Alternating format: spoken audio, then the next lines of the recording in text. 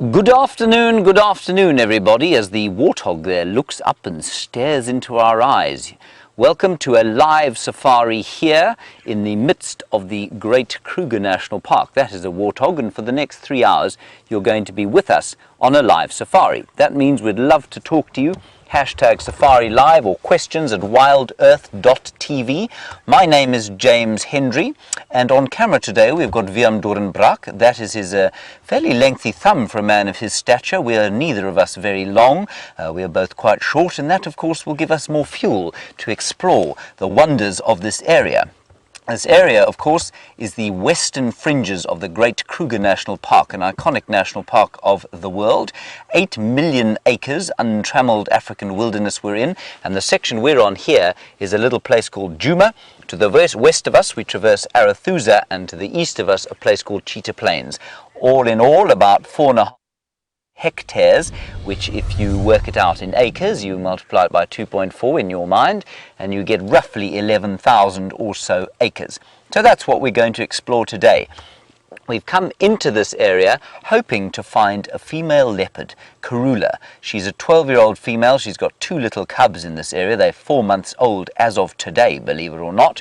And they were seen just to the south of this road where we are now. Now, we can't go south of here. We have had a look there. They aren't around at the moment, but we're going to stay around here. The mother's tracks went north into Nkuhuma, which is the area we traverse, and so we'll have a look around here for her. In the meantime, however, there's some really wonderful, interesting stuff going on. We've got the kudu there. There's a nyala bull in the bushes through there. He's one of the most common antelope species that we get here, but he's not so easily visible. So I'm going to roll gently down the hill, and inside this dry riverbed or drainage line, the great valley of the Mulwati drainage that we're sinking down into. Look, it's not going to compete with the valley of the Nile for size, but it's equally picturesque. There was some kudu and there was some nyala. There is the back end of one of the nyala. Everything else seems to have absconded. So what we're going to do, you can have a quick look at the back end of that nyala. Oh, there we go. We've got the front end now. Beautiful color, wonderful chestnut red, glowing in the late afternoon sun here. Well, it's not that late afternoon, but we've only got about 2 hours of sunlight left. And you can see me sitting in my shirt sleeves. We are, of course, in the middle of winter, believe it or not. 25 degrees centigrade it is. That's around 77 degrees Fahrenheit, which I don't think is half bad for the middle of winter. So let's go up a little bit further here. We're going to look down around the termite mound where Karula left her 2 little cubs, and we'll see if we can get sight of them. The camera that we're using at the moment has got a magnificent zoom on it, so with any luck we'll be lucky. Right, Willem, have you got your leopard spotting eyes in your head? Just take them. You do, good, well done. Now Karula gave birth to these cubs not too far from here, and then she stashed them. Now this is a major access road to some of the great tourism lodges that are along this road, Chitra and Cheetah Plains off to the eastern side, and she stashed them in a culvert, in a concrete culvert. And of course caves are few and far between in an area like this, because the landscape is gentle, undulating, granitic topography, very sandy soils, very few caves. And so leopards, when they give birth, will make use of just about any kind of shelter or cave-like structure that they can. Now, where she left them was just inside here. Now I'm going to ask Willem to show you the termite mound where they were. It's just over there. That's it there. They were just apparently the other side of that termite mound. So we're not going to spend too long here. We'll go and have a look for the mum shortly. We're going to go a little bit forward. I can't see them there now. You can't see them, can you, Willem? No. No, not quite. So let's just sneak slowly forward, and we'll just peer around the other side of the mound there. And if we're very lucky, we'll see 2 tiny little spotty faces looking at us.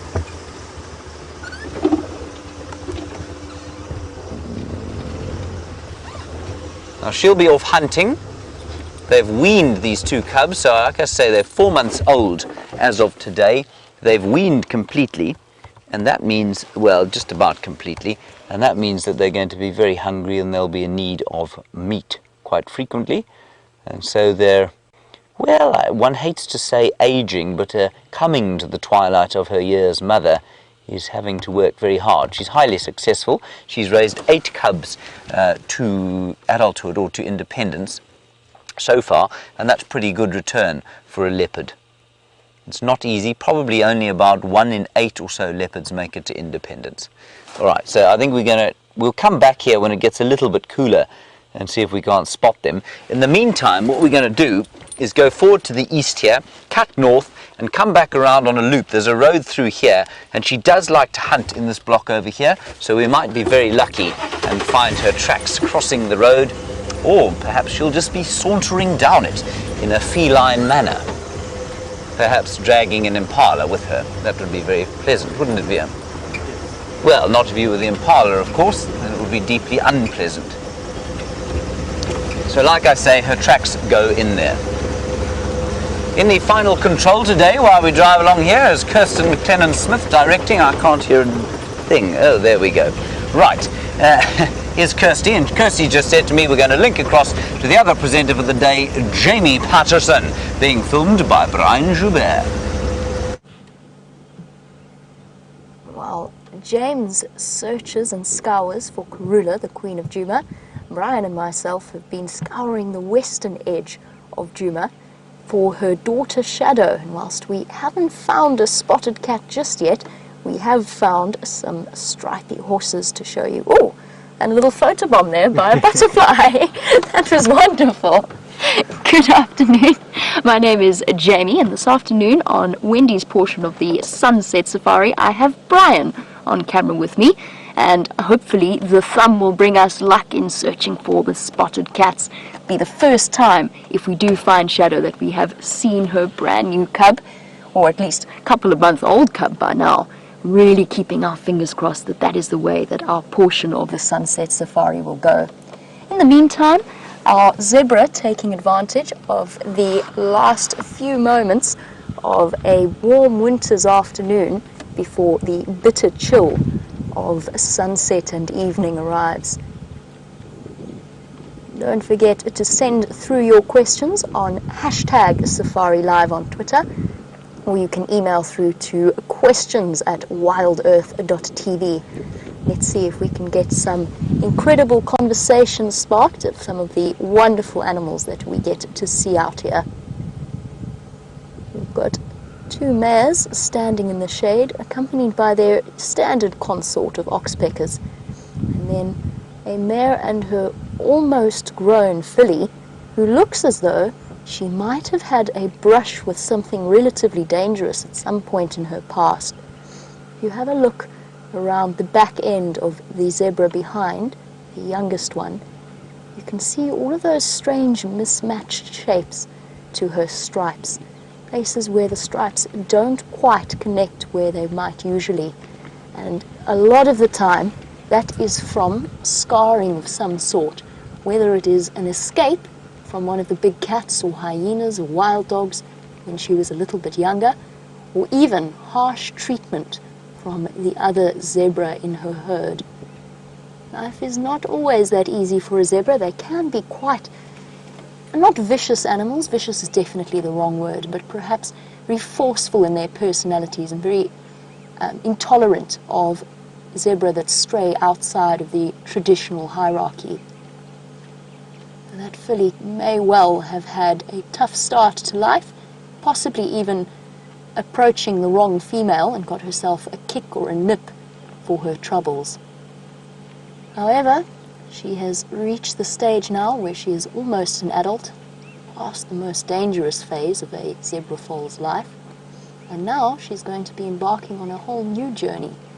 For there will come a time when another male will compete with her father, and if he loses, she will become a part of that male's harem. He will steal her away, and she will set out on a different life away from the rest of her herd in which she was born. In this beautiful afternoon sunlight, you can even see the beards on the zebra.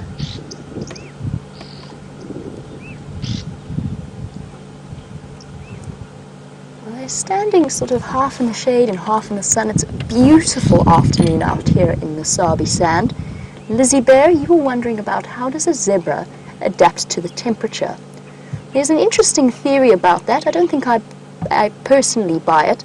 There is a theory that the stripes of the zebra are not just for camouflage, but in fact play a very important role in their thermodynamics and their thermoregulation.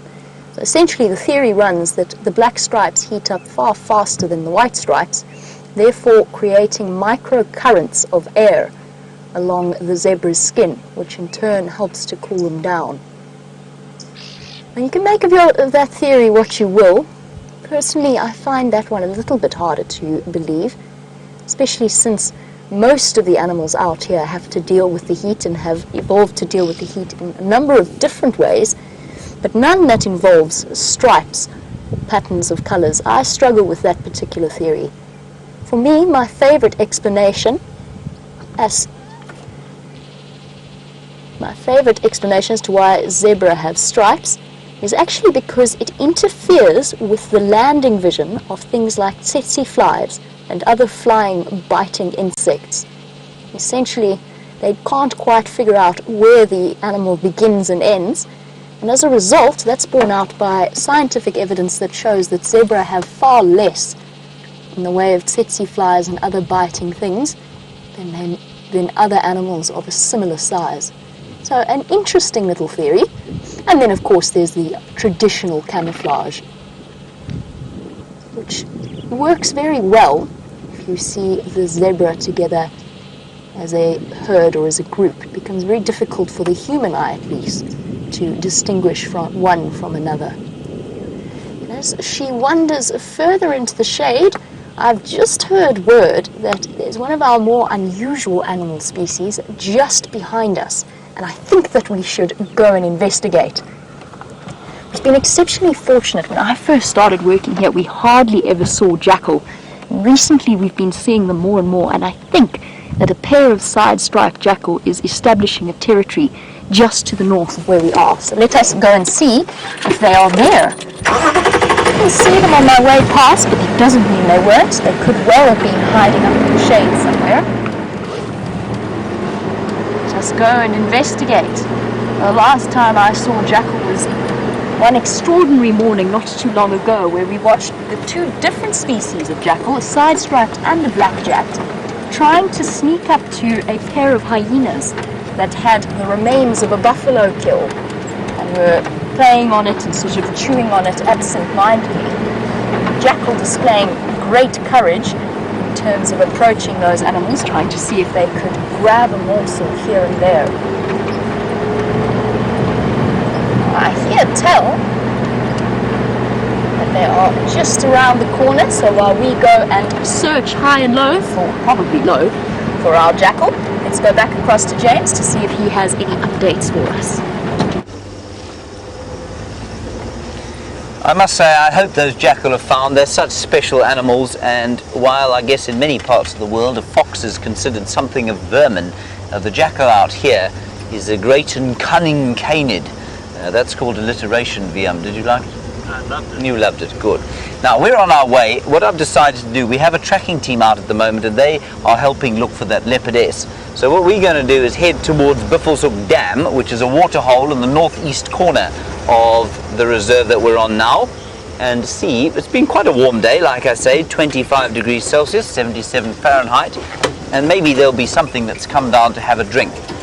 Water, of course, is now going to become something of a premium over the next few months because we're into the winter, and you know it can sometimes not rain here for up to 3 months at a time during the winter season, and we had a very poor rainy season, so I think it's going to be extremely dry by the time October and November rolls around, and by then the water holes will be full of action. But even now, in the middle of the year, in June, as we head towards the middle of winter, so the water holes will be increasingly active. Now, VM, of course, one of the major joys of living in the bush, everyone, is the fact that we get these amazing smells. And very unusually, people don't normally associate dung with a pleasant smell. However, Elephant dung aged just to the correct age, say about 3 weeks, is one of the most amazing smells you can smell out here. Now, I'm not being facetious in the slightest, VMP. That's a good year. It is a good year, isn't it? It's a good vintage. Yeah, it's a good vintage elephant dung this. So what I want you to do, everybody, is just kind of imagine, close your eyes if you would, take a deep breath in, and imagine the most fertile soil that you've ever smelt in your life mixed in with a bit of the most delicious mushroom dish that you've ever eaten. And you'll come some way to understand, a little bit of sweetness in there, a bit of, maybe a bit of a potpourri, and you'll get some idea of the delicious vintage of this very fine elephant dung. Sorry, quickly before, I'm being slightly ridiculous. Before we leave, just a quick idea. We're into now the winter months, of course. The elephants are not eating grass. That would be their preferred food during the summer. They're eating sticks, which are pretty devoid of nutrients. They're eating leaves that you can see there. And they're eating twigs and the odd sort of grassy stalk. But mainly, it's twigs and leaves and bark at the moment. Righty, let's head across to Jamie. She's managed to find those cunning canids. There we go. The updates proved to be true. And there, if you look particularly closely into that patch of shade, you'll just see the twitching ears of a side-striped jackal. Now, I know that it is particularly difficult to see when it's lying down flat like this, but it is most definitely a side-striped. It is slightly larger than the other species of jackal that we get here, which is the black-backed jackal. Slightly larger and with a slightly longer nose, so a more extended profile when it turns its head to the side. Oh, those flies, driving the poor thing mad. And then just slightly smaller than the black-backed jackal in terms of its ear size. I'm relatively certain that this is one of a pair. On jackals, typically, you'll find them in small family groups, the core members of which are the male and female that are monogamous and mate for life. It helps that I have seen this pair before. I don't know where the second jackal is at the moment, but I'm sure it's hiding out somewhere close to its mate in the shade.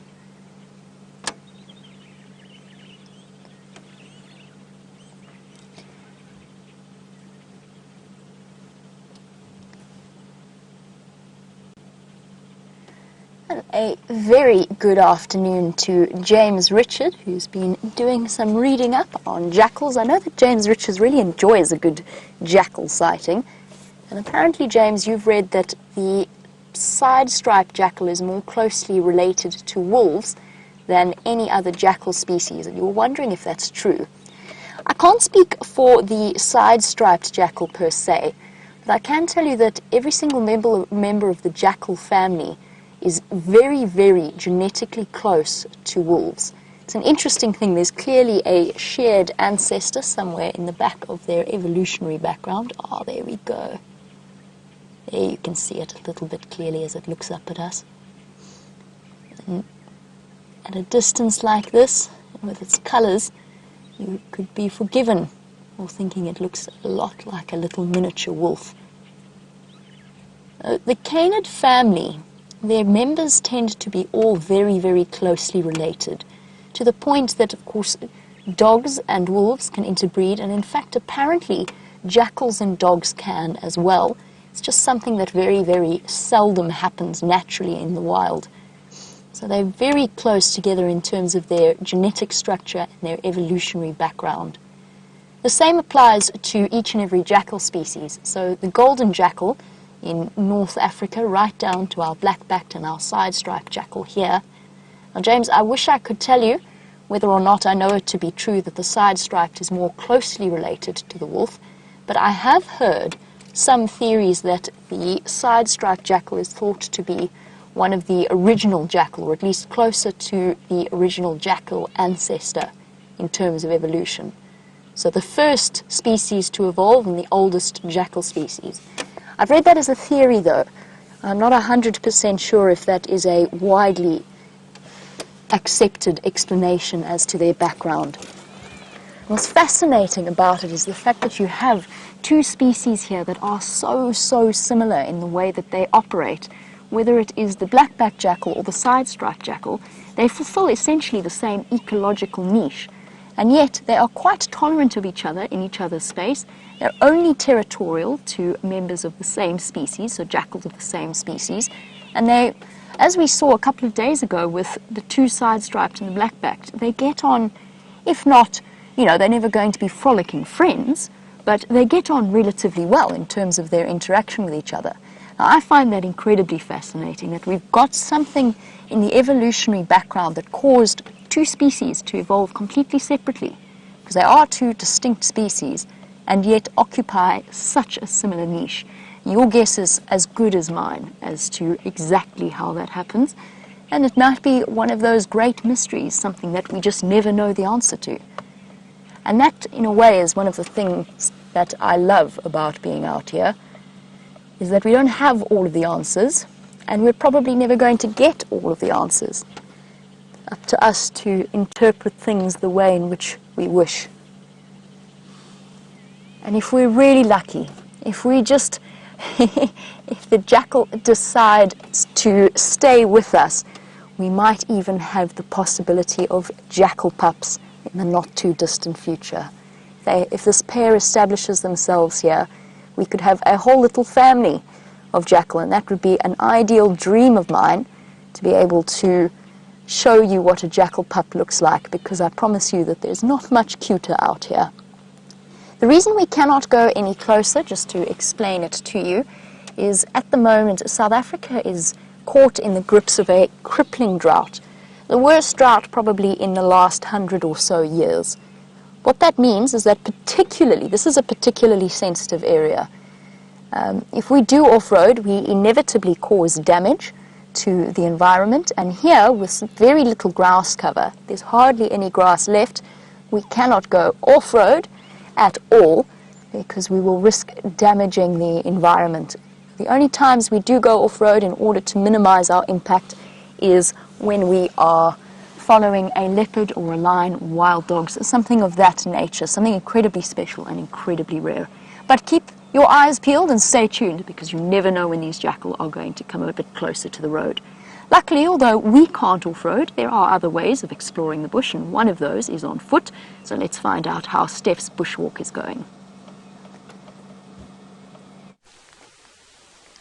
You catch me at my favorite termite mound. I must be honest with you, this is a termite mound very close to where we stay, and I like visiting here probably once every 2 or 3 days or so.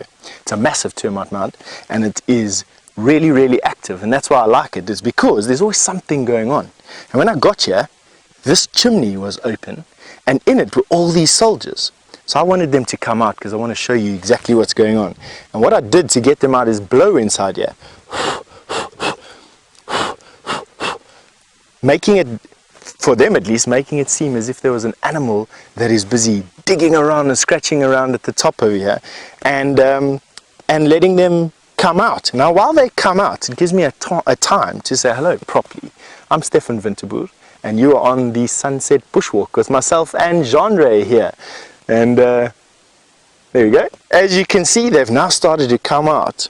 But I didn't just want to get them out for no reason whatsoever. I actually wanted to show you how you fish for termites. Now, for some of you, you might understand that termites, they're not ants. Here we go. Here's one right here, walking over here. They actually belong to the same family that cockroaches belong to. And it doesn't take too much imagination, although not with this guy's big head, to see where they actually come from. Here's another one up here, walking around. What they're doing is they're busy patrolling, looking for the intruder. And they're going to use those big muscular heads that they've got, and those very sharp, powerful jaws, to hopefully see me off. Now, enough of them definitely will see me off. I tell you, these things bite like you never understand. But why I want to do this? They also hold on to the grass quite a lot. Now, let me see if I can put it in here, and I can get a couple of them onto the grass for you. And why I want to do that is because this is probably the easiest form of food that we can get. Have a look at that. So I've got 2 of them on the end of my grass. One just let go there. But let's see if we can get another one. And what you do basically is you then just strip off that termite into a bowl or into a cup or into a snail shell, and you can eat them raw or you can fry them up. They taste a lot like just wood chips, but 300 grams of beef is equal to 100 grams of these guys, and so they're very, very, very nutritious.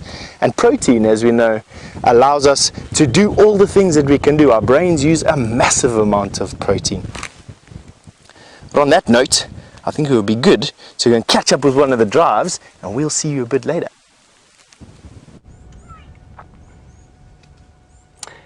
That, everybody, is a grey heron.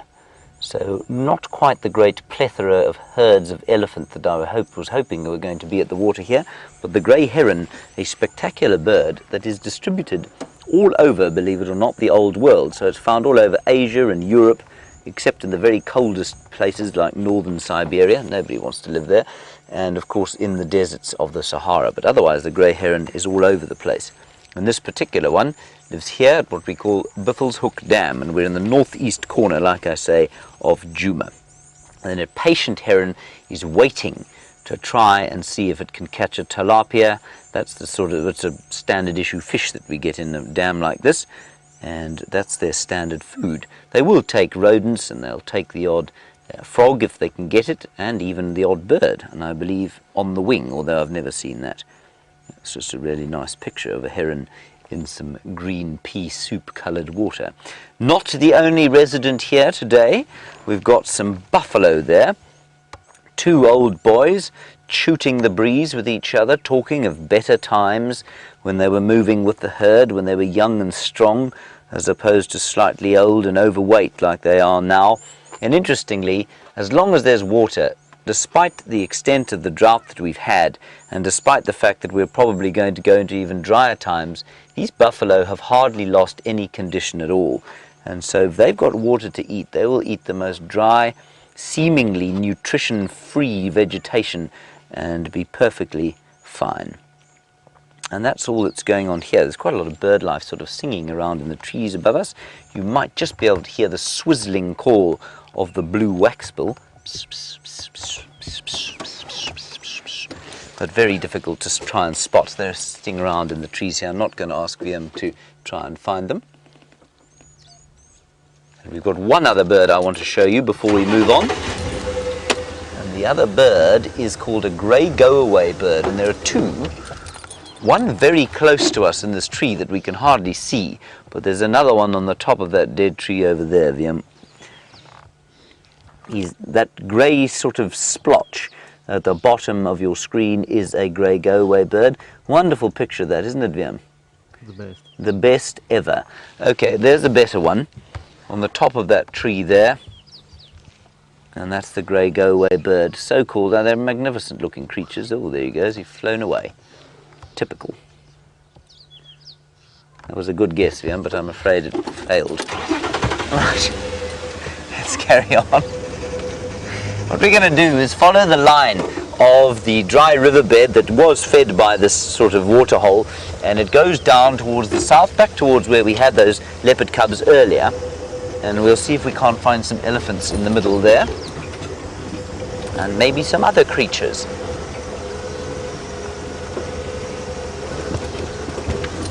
And just remember, everybody, we are live, which means we'd love to hear from you. Send us your comments or questions about what we're seeing. You might even just like to ask us questions about South Africa, which is the country we're in, otherwise about the African continent in general.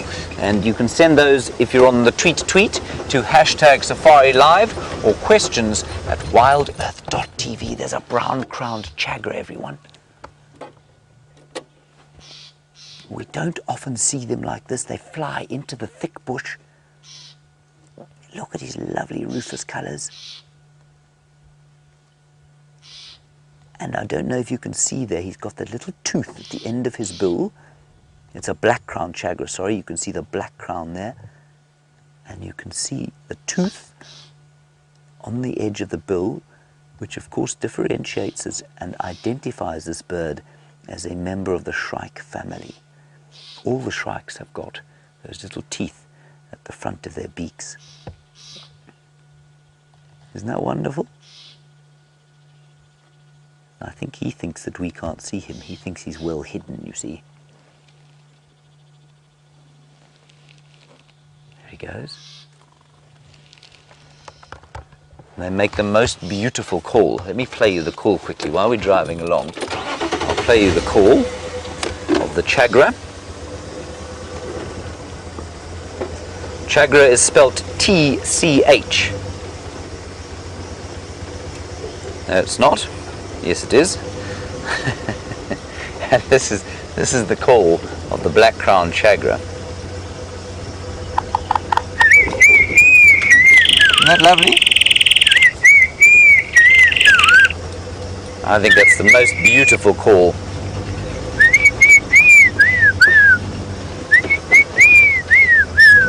And while we're looking down the drainage line here, let's head across to Jamie and see what she has found.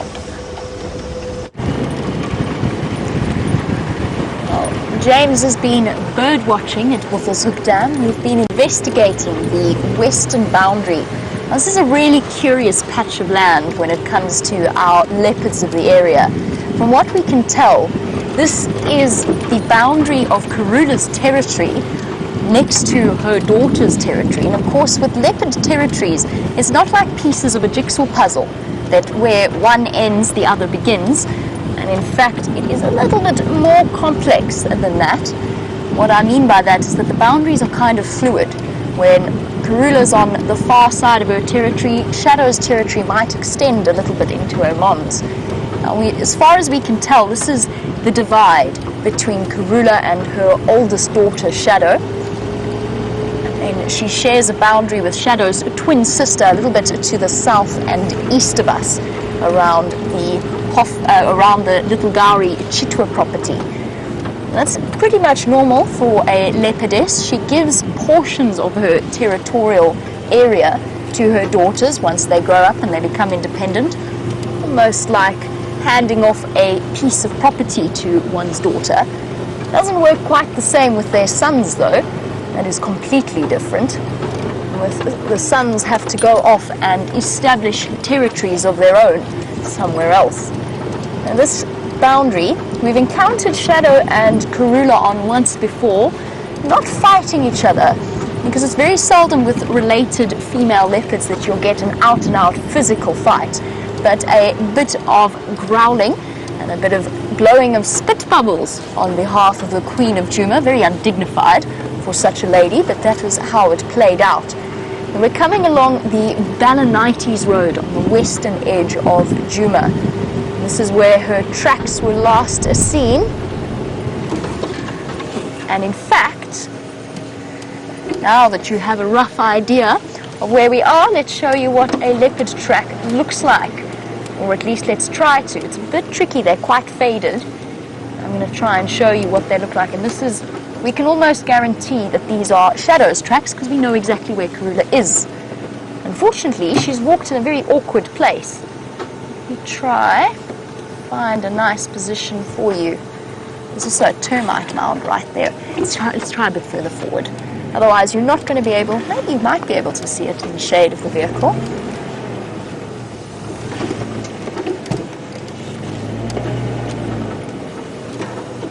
What I'll do is, since we can't show you it as clearly as I would like to, what I'm going to do is I'm going to jump out and I'm going to show you and I'll trace the outline of her track so that you get a rough idea of what it is you're looking for. The door needs a bit of a kick to get it open. So she's come along down this road, and I think the easiest track for you to see, can you see this one, Brian, here? I'll trace it out for you and we'll trace the next one along as well. Let's find a good drawing stick without disturbing her track.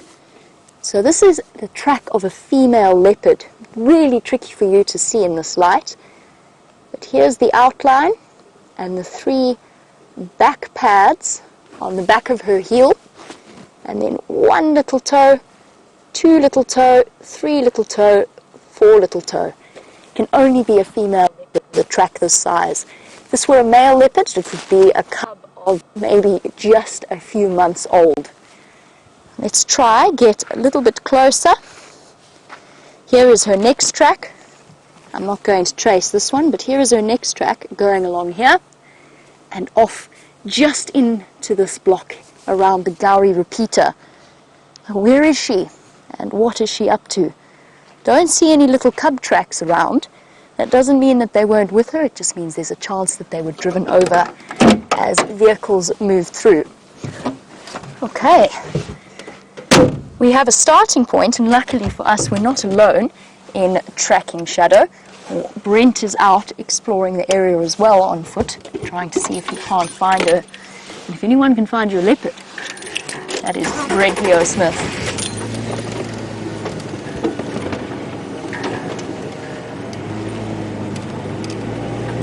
I'm going to do a circuit of this block just in case she's been chased a bit further south by elephants. I can see lots and lots of elephant tracks moving into this area. And there's a distinct possibility with elephants. They tend to be quite intolerant of the presence of predators.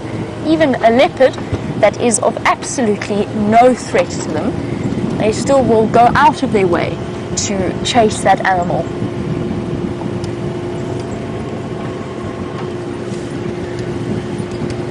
And as we travel along, a very warm welcome to Mrs. Wanzong's class in Kempsville Meadows Elementary School. Hello everybody. Just a quick introduction. My name is Jamie, and this afternoon I'm going to be driving you around along with several other people to show you the different magical animals of the wildlife area in South Africa. And behind me sits a gentleman called Brian.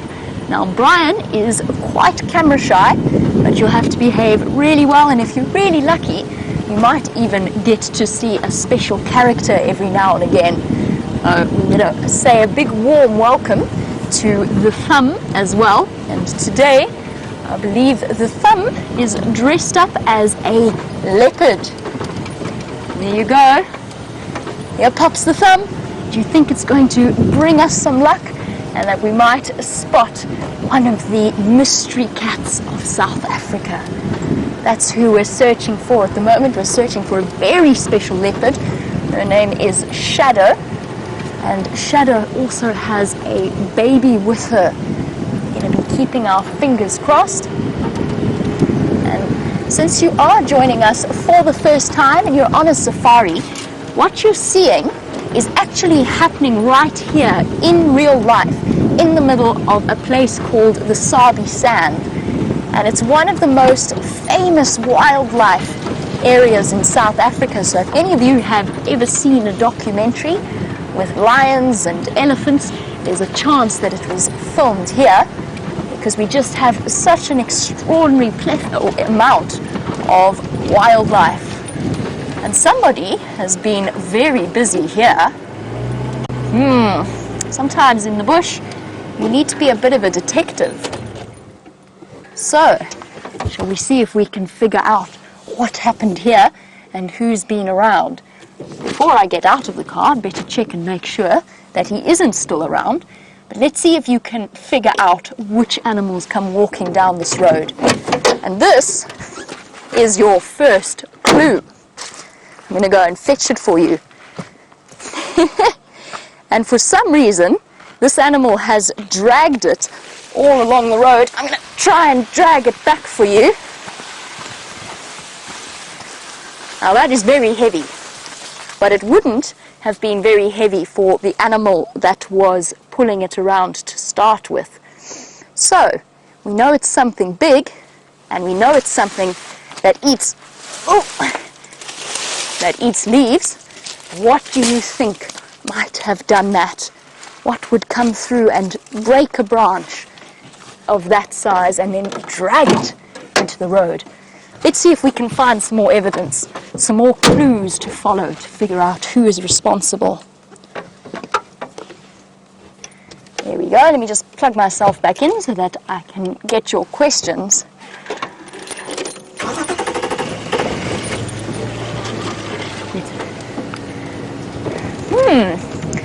Now, Brian Tegan has a special question for you. She wants to know, why is the thumb a leopard today? Why is the thumb a leopard today, Brian? Well, the thumb's a leopard to bring us the leopard luck. Yes. Hopefully to find Shadow or Karula, the main leopards in this area, as well as their cubs. Wouldn't that be spectacular? So there you go, Tegan. That is why the thumb is a leopard today. Now the thumb dresses up as something different every single day, but we're hoping that's going to bring us some really, really good luck. Now while we continue on looking for whatever pulled the branch into the road, as well as for Shadow and Karula, the leopards, I think that one of the other guides has found you a centipede. Well, you know, it's one of my favorite things to have a look under all these stumps. And what we've done is we've picked up a stump, and lo and behold, a centipede is busy lurking underneath there. Now, centipedes get their name because centi, in I think Latin, means 100, and pedi is legs, so the 100 leg. And he hasn't quite got 100 legs, this centipede, but you do find some centipedes that are as long as my arm. Can you believe that? They hang out inside caves, hanging from the roof, and they catch bats. This little guy, he doesn't catch bats. He's too small to catch a bat. But what he'd be looking for is crickets and grasshoppers and worms and anything that he can sink his little feelers and sink his little claws into. Now, believe it or not, centipedes are actually venomous. Right in the front of this centipede's body, just underneath its head, it has a pair of legs, right there, it has a pair of legs that has been modified into a poison fang. 2 of them, in actual fact, sit just underneath his head. He's got a pair of legs that has changed into a fang, and he can inject venom into whatever he catches. Look at that. Let's watch him hunt. Don't want him to bite me. See how quickly he moves. Incredibly fast little predators. There he is over there. And unlike a millipede, this guy is a carnivore. Now what carnivores mean is that it eats meat. The millipedes, they eat vegetables and fungus, and they called detritivores or herbivores. All right, we're going to quickly go over to another vehicle. They've got something a little bit more exciting for you.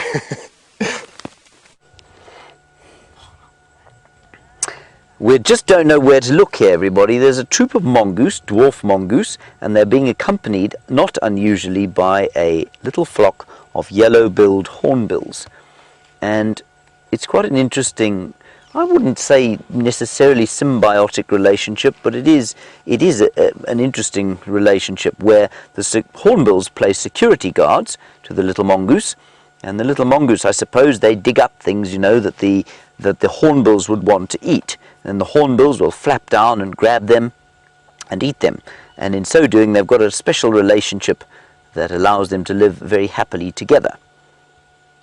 Now, the mongoose is looking for all sorts of little things, like that centipede you just saw with Steph. The mongoose will happily eat those, even though to us they are, well, they're quite scary centipedes. They can bite quite badly. And they'll also eat things like eggs. If they find the eggs of a bird that nests on the road or on the floor, then they do a very clever thing, actually. What they do is that they throw the eggs between their legs onto a stone behind them, and then they eat up the yolk and the albumin, which is the egg white and the egg yellow. And that's how they get their nutrition. They eat all sorts of insects and different kinds of invertebrates, and if they can, they'll even eat little snakes, believe it or not. Whereas the hornbills, they eat similar sorts of things, but they will eat largely meaty type things. They won't eat eggs. They'll eat small lizards and reptiles and even chameleons. Now, my name's James, by the way, for those of you in the school, and Viam is on camera. So just before, I thought I'd better introduce myself so that you know who I am, and you can ask me any questions you like. And one other thing I wanted to tell you about was the chameleon. And the chameleon, of course, I'm sure you've seen, and they get eaten by these enormous, by these very colourful hornbills. Now, there's a very, very good name in your classroom there, and that name, of course, is James. That is the best name in the classroom. And you want to know how many kinds of mongoose we get. James, we get the dwarf mongoose, which is only that big. That's the one we just saw. We get the banded mongoose, which is about that big, and that's got little stripes on it. That's why it's called banded. And then we get something called a slender mongoose, which is long and thin, like a sausage dog. Do you know what a sausage dog is, James? Looks like a little sausage dog with a very long tail, and it keeps low to the ground and scurries around, and they occur in little pairs, so in groups of 1 or 2. And then we get a very special mongoose at night time called a white-tailed mongoose. And that's a big mongoose like that with a fluffy white tail. And it's possible that you might see something like a yellow mongoose here or a Miller's mongoose, but I've never seen one here before. So our plan, everybody, you haven't seen me yet, of course, until now. Our plan is to head down towards where we did see a leopard. And we hopefully will see it again. Evan, you want to know if humans can die from being bitten by a centipede? No, Evan, they can't. Not even a little human like you. It's like a bee sting, really, and I don't even think that you can be allergic to them like you can to a bee sting. It just doesn't feel very nice, and it can, in fact, some of them can hurt really badly, and they'll make your whole, say if you get bitten on the finger, they'll make your whole hand swell, and they'll make it go numb, and numb means when you can't feel anything. But it won't kill you, and eventually that pain will go away, and you'll be absolutely fine. So that's what happens with the centipede. But they don't all do that.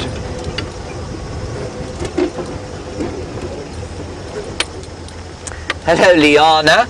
You want to know the difference between a leopard and a cheetah. Well, I'm going to try and illustrate it to you. So you've seen Jamie, right? Jamie's thin and she's flexible, right? She used to be a ballerina, so she can do the splits like I'm sure many of you can, young girls. And then that's like a cheetah. Very fast but very flexible, and long muscles that are very flexible, not very big though. Then you've seen Steph on the walk. He was the one who found you the centipede. He's big and he's strong, and he's very fast over a short distance, but he's not that flexible, but he's very strong, and that's like a leopard. So those are the two differences, and those are the kind of obvious differences that you can see between them. The color is quite similar. They're both sort of yellow colored with black spots, but a leopard's spots are a bit different. A leopard's spots are what we call rosettes, and in fact it's impossible for me to show you that. I'm going to have to show you a picture, and I got a new book, you know, when I was on holiday. I bought a very special book that's got all the pictures of the mammals.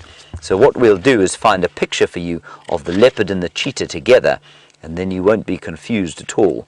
Now, I've never used this book before, so I hope I can find the leopard and the cheetah. I should be able to, as I've been out in this area for a very long time. There we go. Right, there we go. There's the leopard over there. I must say, this is a very interesting book. There's the cheetah there, but that's the leopard, and you can see that his spots are in what we call rosettes. So it looks like a flower with a bit of gold in the middle and black around the outside. That's what the leopard spots look like. And then here's the cheetah. That's the cheetah there, and you can see just plain black spots, and it's much more slight. So like that would be like Jamie, thin and very flexible. This would be like Steph, very big and strong and very fast over a short distance. But this is a coursing hunter. It will run for long distance like a big greyhound dog. You know what a greyhound is? Very similar to that. Don't tell Jamie I compared her with a greyhound. She won't be happy with that at all. And Annika, that's a lovely name as well. Annika, you want to know how fast a leopard can run? Well, a leopard can run for a very short distance at about 80 kilometers an hour. Now, 80 kilometers an hour in miles is 50 miles per hour, so that's pretty quick. But a cheetah, of course, we know, can run at least 60 kilometers an hour, at least 60 miles per hour, and they can keep up that speed for quite a long time, longer than a leopard is able to keep up its 50 miles per hour. And the leopard, of course, is able to pull its prey up into a tree. It's big and strong, so it can pull them up into a tree, whereas a cheetah can't do that. And Liz Marie, you want to know how many babies a leopard can have. Well, up to 6, believe it or not, but normally 2 or 3. The most I've seen is 4, but out here it's very seldom that a female leopard will be able to raise all 4 babies to independence or adulthood. So normally, if there are 4 born, 2 of them will probably die, and 2 is about the average. And this female leopard, our favorite female leopard, she's 12 years old. She's got 2 cubs at the moment, and they're just 4 months old. It's their birthday today. 4 months they've been alive. And in human years, you know what 4 months sounds like? I mean, you know that a human baby of 4 months old is very tiny, only about that big. And when these leopards are born, they're probably the size of a rat, basically. And in 4 months, they're now that big. So they're bigger than a human baby at 4 months. And it's a bit the same, I suppose, as a human baby of about almost 4 years, I guess you would say.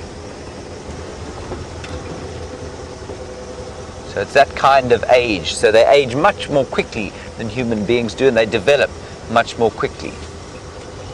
So this is round about where the mother leopard came towards. So we're going to keep an eye out, and what we're going to look for are those black spots, because if you know what to look for, then you can see them. So just look around us here in all of the bushes underneath. She might be sleeping underneath. She might be in the top of a tree where she could have killed something, and she'll be eating that. So it could be anywhere. While we look for the leopard, let's head across to Jamie. She's got some more mongoose. Don't tell her I called her a greyhound. I've also found some dwarf mongoose for you, and unfortunately I just can't quite convince myself not to stop and have a look at them every time I see them. I just find them so incredibly interesting. They're really, really cute.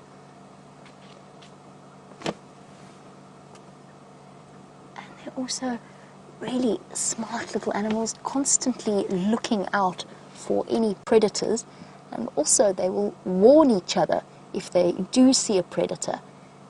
Deanna, you were wondering what are the main predators of a dwarf mongoose. One of its biggest predators is a bird of prey, so anything from an eagle, even a goshawk or something small like that is able to catch a dwarf mongoose. Snakes as well, some of the biggest snake species, although a snake that picks a fight with a dwarf mongoose has to be prepared to deal with its whole family coming to help it out. And then, every now and again, some of the smaller cats, serval, caracal, fascinating little cats that we hardly ever get to see. They're probably about double the size of your cats at home and very, very good at hunting small prey. Dwarf mongoose are small. They're only about, if you stretch out your arm, from the end of your fingers to your elbow, if you all stretch out your arm and just picture something like that, a dwarf mongoose is about half that size. So really, really small. Audrey, you were wondering, on the subject of tiny things, how many babies a dwarf mongoose can have. Between 2 to 6 is the average out here. So anywhere from 2 and sometimes 4, but usually between 2 to 6. And the fascinating thing about the dwarf mongoose babies is that the whole family will band together and look after them. And since they have run away, and since it's still nice and warm on our winter's afternoon, we're going to go and check the closest water hole. Let's see what's having a drink there.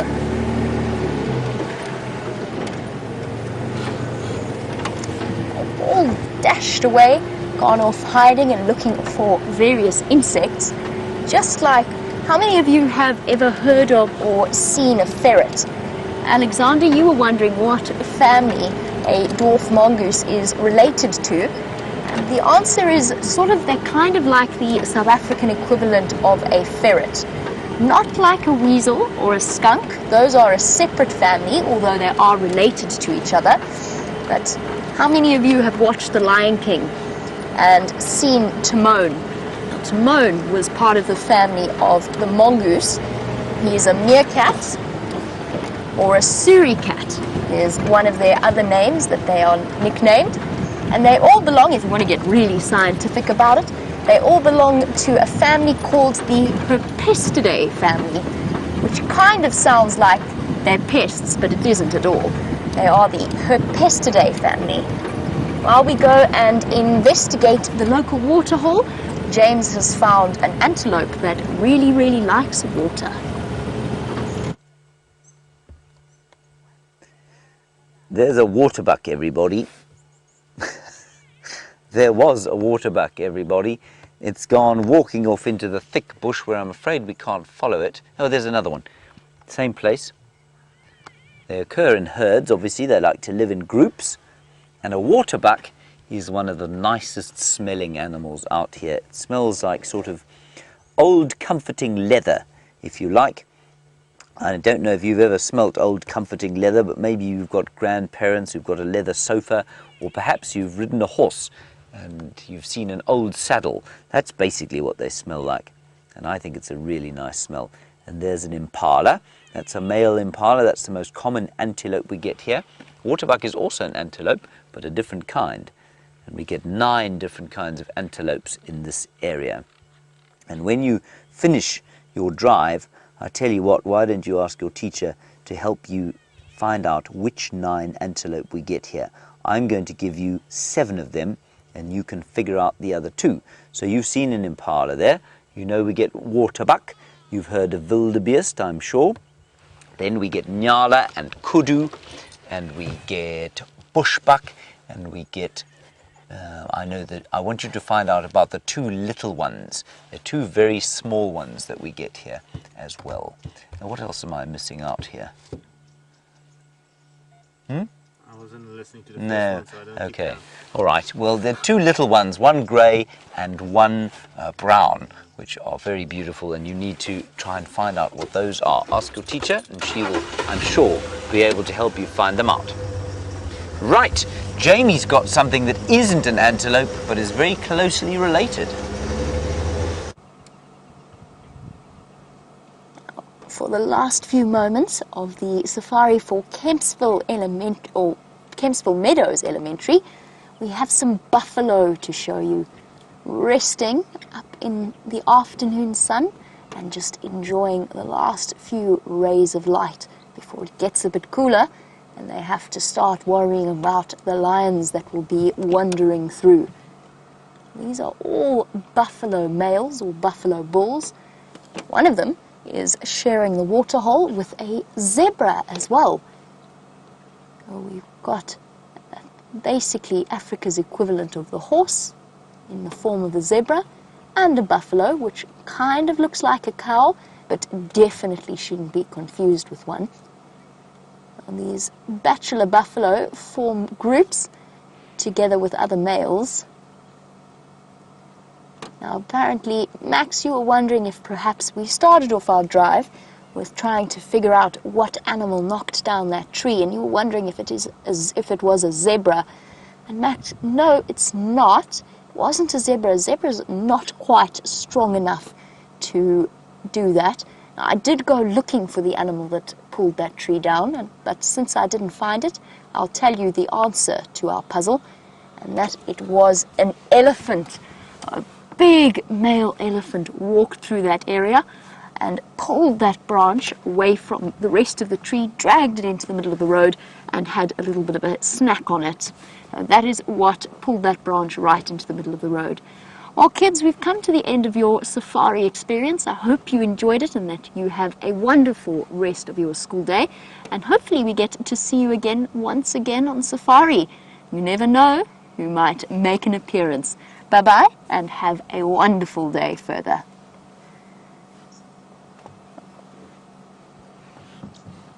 Back to our regular viewers, hello, and we are still here and we're hoping you are still with us. Now, if you remember, from our last few shows, we have been practicing advert breaks. Now, what that means is every now and again we're going to tell you that we are going away, but we're not going away, we're not going anywhere. There are no ad breaks on the internet, it's just that we're practicing for the upcoming television appearances. So that's why every now and again we say, welcome back, or we say, we do a recap, or we'll say that we'll see you out of the break. Don't panic. We're not going anywhere, and we're certainly not finishing early. We're just practicing to make sure that we get it right when we need to. We've got a really pleasant scene here around the Juma waterhole. Oh, somebody's a bit cross. What was that all about?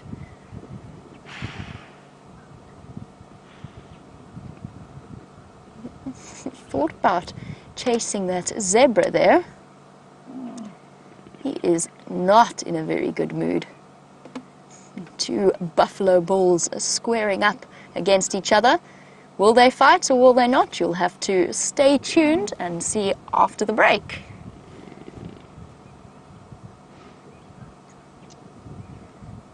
And of course, for those of you watching on the internet, you don't have to wait for the break. And in fact, none of you have to wait for the break, because that's not quite how this works. I do find myself being highly entertained when I say that, and things don't necessarily work out that way. Will they fight or won't they fight? No, but the zebra got a little bit of a fright there. He just cantered his way past. Oh!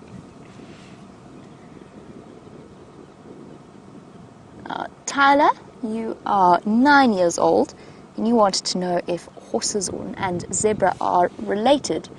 And the answer is absolutely yes, they are related. And they're very, very similar in that their hoof structure is exactly the same, and their digestive tract, so the way that they digest grass, is also the same. But Tyler, the one thing that zebra are very, very different to horses is the fact that their backs are absolutely not strong enough to hold people. If people cannot ride zebra, and in fact cannot tame zebra. Tame zebra, I have encountered one or two in my life, and I say tame very loosely because I've been bitten by several in my time. It is not a good idea to keep a zebra as a pet. They're very strong and they bite exceptionally hard, speaking from experience. Zebra is kind of like a stripy horse, but not to be confused with one. Our buffalo bulls are still grunting at each other. They're not really doing anything, they're just mooing every now and again. I don't know what kind of argument they had. Maybe a disagreement as to what sports team they support or something along those lines. Obviously not. It is a personality clash of sorts, especially since as water becomes more and more contested, the tempers of all of the larger animals become quite short, and they prove to be quite, particularly buffalo and elephant, quite irascible around the waterhole, kind of picking fights with whoever and whatever they can. Oh. And I think the troublemaker is the buffalo at the back. I think he's causing the issues, because so far he's picked a minor confrontation with two buffalo while I've been watching. Don't know what his problem is. He's having a grumpy horn day or something. But he's the one causing all of the disruption. In the meantime, one buffalo has acquired every single ox picker. It's always amazing how that happens. Most of the buffalo have hardly any, in some cases none. Oh, I was about to say that buffalo's acquired all of them, but half of them then promptly flew off as I was about to start that sentence and made their way to greener pastures, or in this case, more tick-filled pastures.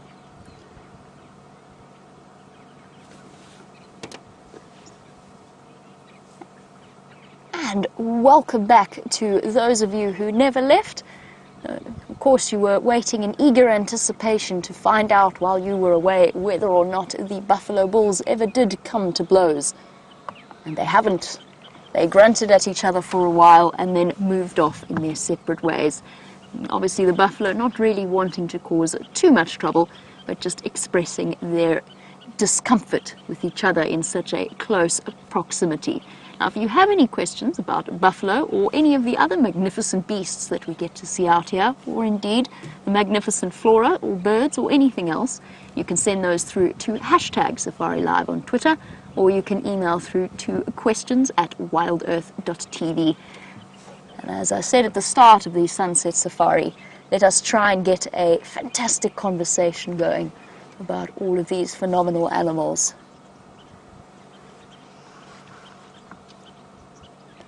And Chitra, welcome once again on the back of the Sunset Safari.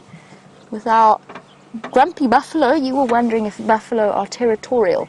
The answer is no, they're not. They're not in any way territorial, neither the bachelor boys nor the enormous breeding herds of up to 500,000 buffalo of different ages and sexes. They are in no way competitive over a particular area, but they can be competitive over space and access to water and so on. Well, breeding herds usually quite happily share and everybody takes their turn when getting to the waterhole. There might be some jostling, but other than that it's relatively peacefully managed. These buffalo boys, the Duggar boys as they are known, they have a slightly more impatient temperament and occasionally don't want to share, especially when somebody else is very much in their personal space. So they can butt heads, quite literally, over space and water, but the only time that they will really have a serious confrontation is over a female in estrus, a female that's ready to mate, and that applies to almost every animal out here. They will compete in some way for the opportunity to pass on their genetics. They might not be territorial, but a big herd of buffalo needs to be very careful in terms of where they go and how they eat. So you can imagine one buffalo munching away on the grass and walking on the grass might not have a tremendous impact, but 1,000 buffalo, and this gentleman could be close to just under a ton in weight. Imagine 1,000-ton buffalo all wandering through an area. Just imagine the effect that that has on the grass and the soil. Now, this environment has evolved to deal with that, but not in an overcrowding situation. Buffalo have to rotate around places where they go and they feed to make sure that the grass and the soil has time to recover from the impact that they have had. You can already see as this buffalo lay down the clouds of dust billowing up, and that's due to the fact that there is hardly any grass cover left. And this area in particular shall be hard hit because of course it's right next to the water. It's right next to some of the only water that is going to be left here by the time we reach the end of our dry season. The animals will be congregating between hoof action and overgrazing. It will have a serious impact.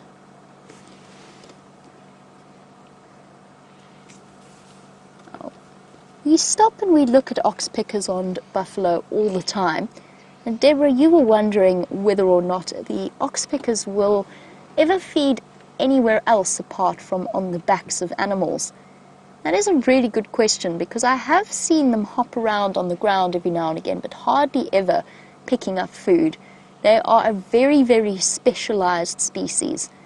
And whilst I think that they could probably survive without, or at least temporarily survive without any animals to sit on and to pick ticks off, I don't think that they would be very successful at all. So an example of a mutually beneficial relationship in most circumstances, and in fact a relationship that is necessary for the animal's survival. Very much perfectly constructed to feed off the animals that they do, from their comb-like bills to the stiffened tail feathers that hold them on the bodies of the animals. Right, we are going to go and see if we can't find Shadow as the evening starts to get a little bit cooler. However, James has got a wonderful surprise for you.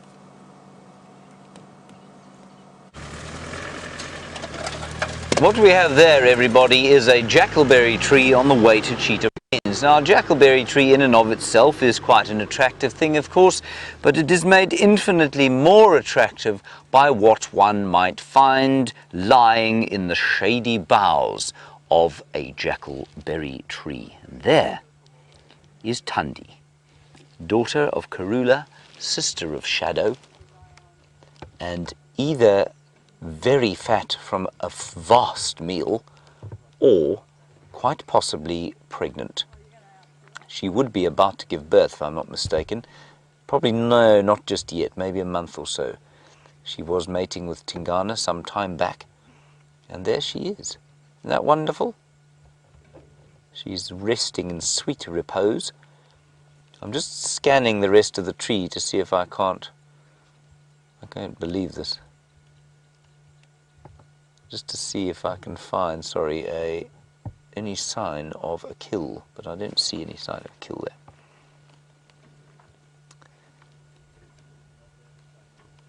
Now this is very embarrassing, everybody, but I have to confess to you that it isn't a jackalberry tree, is it, Viam? No. It's a tambuti tree, isn't it? It does look like a tambuti. It is a tambuti tree. So if you could just go back to the introduction that I did there and replace all references to a jackalberry tree with tambuti. Right, okay, thank you. There, everybody, is a tambuti tree. Now, in and of itself, a tambuti tree is not necessarily that entertaining, but lying in the shady boughs of the tambuti tree is a leopard. That's Thandi, daughter of Karula and sister of Shadow. Don't forget heir to Juma. And heir to the Juma, lands, domain, kingdom. So we're on the way to Cheetah Plains, and we came across Shanae Wiles-Bailey of New Zealand, ex-South Africa, and she, of course, is guiding at Nkoro, and she said, well, your afternoon is about to improve immeasurably, and so it has.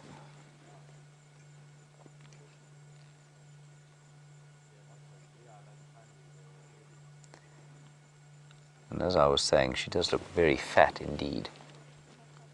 I'm a bit sad that our school kids have left us. I think they would really have enjoyed seeing this leopard. Anyway, please do send through your questions, everyone. #SafariLive, or questions at wildearth.tv, or just your comments. So Thandi, being Shadow's litter mate and sister, is 9 years old. And I'd love to know actually when her birthday is. I'm sure one of our leopard experts will tell us. But she must be closing in on 10, I would have thought.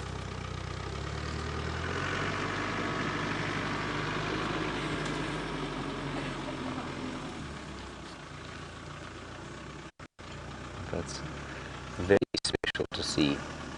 The reason I got confused, I know that while we're looking at the leopard, the tree is secondary, but the reason I was confused by it is that it's so very big. And it's so big because, of course, it's growing on a termite mound, which is full of aerated soil and lots of nutrients from the termite dung that has been deposited therein.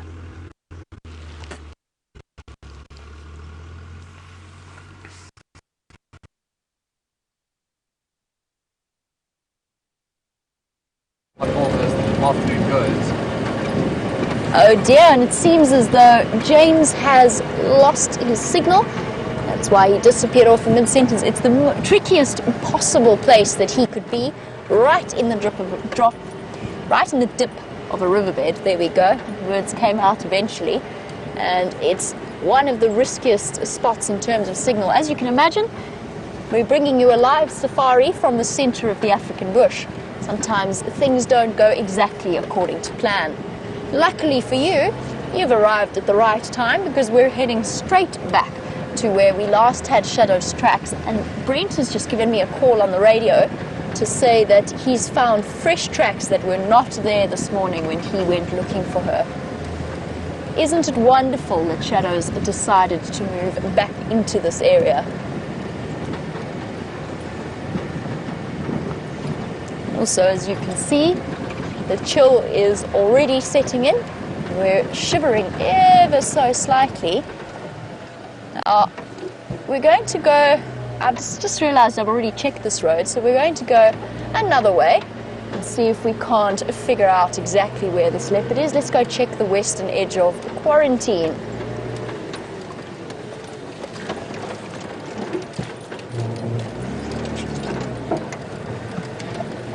Really nice question from Cindy on North Carolina as the weather starts to get a bit chilly. you were wondering where the monitor lizards are and if they hibernate during the winter. Now, I've seen, Cindy, funnily enough, I've actually seen in the last few days so many tracks of monitor lizards, but I can't figure out exactly where it is they're hiding. Now, they are very well adapted to living in the crevices of rocks and drainage lines, up even in tree holes and hollowed out stumps. It's not that they hibernate at all. They can go into a form of torpor called estivation, which is what a lot of our reptiles do when it gets dry, when we go into our dry season, rather than hibernation, which is as a result of a drop in temperature. However, like quite a few of the larger reptile species, legavans or rock monitors or Nile monitors, water monitor lizards, they actually don't do that all that often. So kind of like the crocodiles, they're quite large and they can sustain themselves throughout the dry period and throughout the cooler periods out here as well. I'm not sure where they're all hiding though, Cindy. We'll have to keep an eye out. I'm trying to think. I think there was a sighting recently, but I'm not 100% sure that that is the case. Just trying to remember. Okay, Shadow. Imagine if we got Shadow, Karula and Thandi all in one afternoon. Wouldn't that be incredible? A mother and her twin daughters.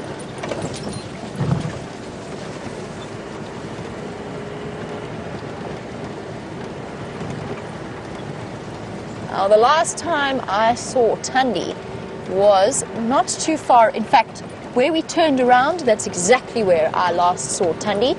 And she was busy mating with Tingana. Apparently, Jane says she's looking either very full or quite possibly pregnant. Now, I'm just trying to do the maths quickly.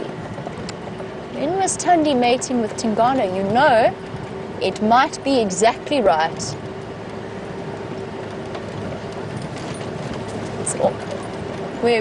So Genevieve, New York, you sent through the update that we last saw the mating on the 19th of February. Now, if I remember correctly, we've just gone into the 1st of June, so we've got March, April, May, and the 1st of June. That would be pretty much spot on for a slightly late pregnancy. The leopards, depending, of course, on the individual, just like it differs with human beings, leopards can have a gestation period from around 95 to around 105 days. Just over 3 months. That would put it perfectly. And right now, she's probably, or she could well be, looking for a den site for her cubs. And the wonderful thing, I actually saw Thandi a couple of days ago, but I didn't realize it was her because we had such a difficult view. Again, Thandi seems to pick the black holes for signal. But she was right in the drainage line underneath Cheetah Plains Lodge, in fact right outside one of their guest rooms. And I didn't see her properly. All I saw was, as I drove in, she was sort of on the side of the vehicle down in the dip. I couldn't get a good view. I thought it was Inkanyeni that we were looking at, but apparently it was Thandi. And she was looking particularly rotund from what I could see. Oh. Caught out by a hyena track. Just keeping fingers crossed that it was a leopard. So Brent's asked me to check Zoe's road. That is where we're heading, to see if Shadow didn't pop out somewhere there. We know at this point, having been following her for the last year, and I know some of you have been following their stories for much, much longer, but from a personal perspective of having followed these leopards for a year now, we do get a very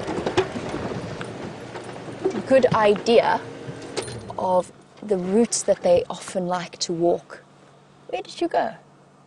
Is there still one there? Oh, there he's hiding. I see you. Unfortunately, it's right, obviously, facing straight west. There he is at the top there, in the center of your screen.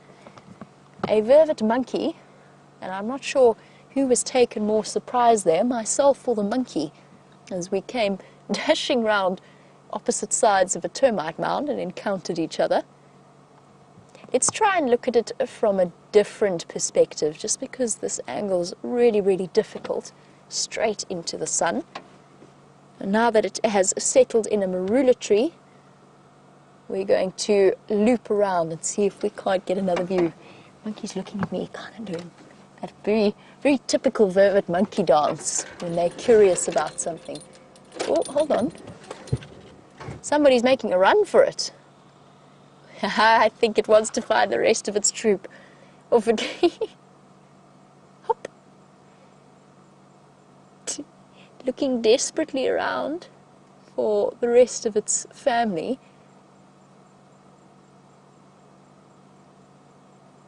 Decided that we were not too much of a threat, so it decided it was worth the risk, coming down to the ground and heading off in search of them.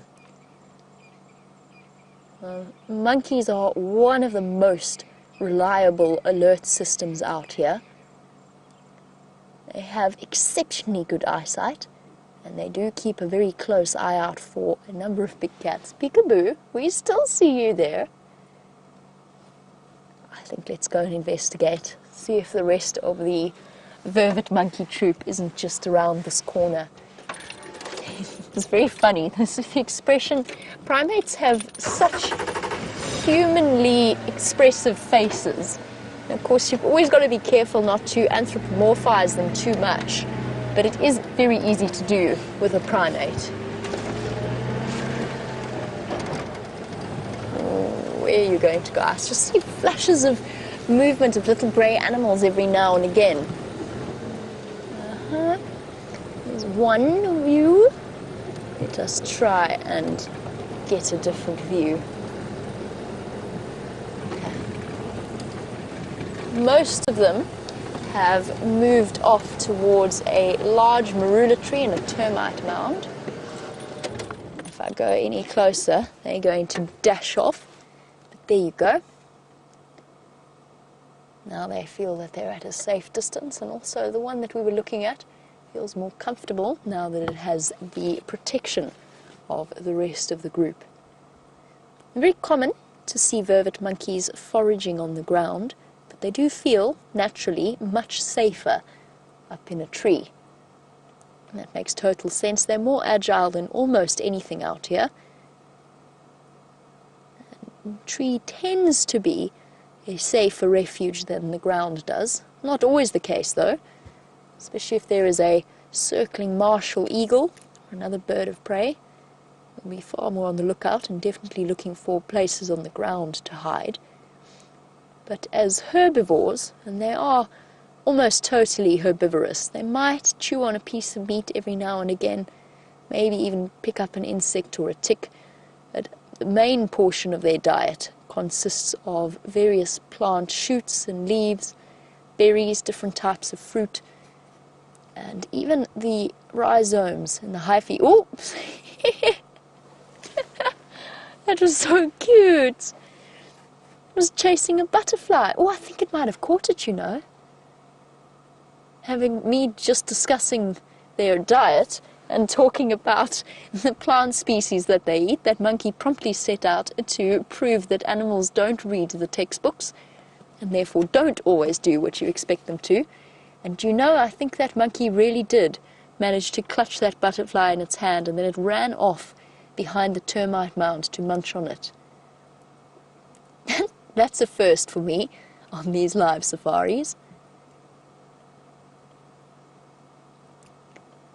They came to pay us a visit this morning, hanging around the campsite, investigating, trying to see whether we had been remiss in closing the storeroom door. Now, trust me when I say that the last thing you want is a troop of monkeys getting into wherever you store your food, or indeed a troop of baboons, which can be equally bad, and they tend to be a bit more noxious smelling. But a troop of monkeys is bad enough. They tend to be exceptionally destructive and very, very good at getting into anything they want to have. Now, unfortunately, it seems as though James has had to leave Thandi in order to find a place where he has some signal. However, he's moved on to Cheetah Plains, so let's find out what is happening there.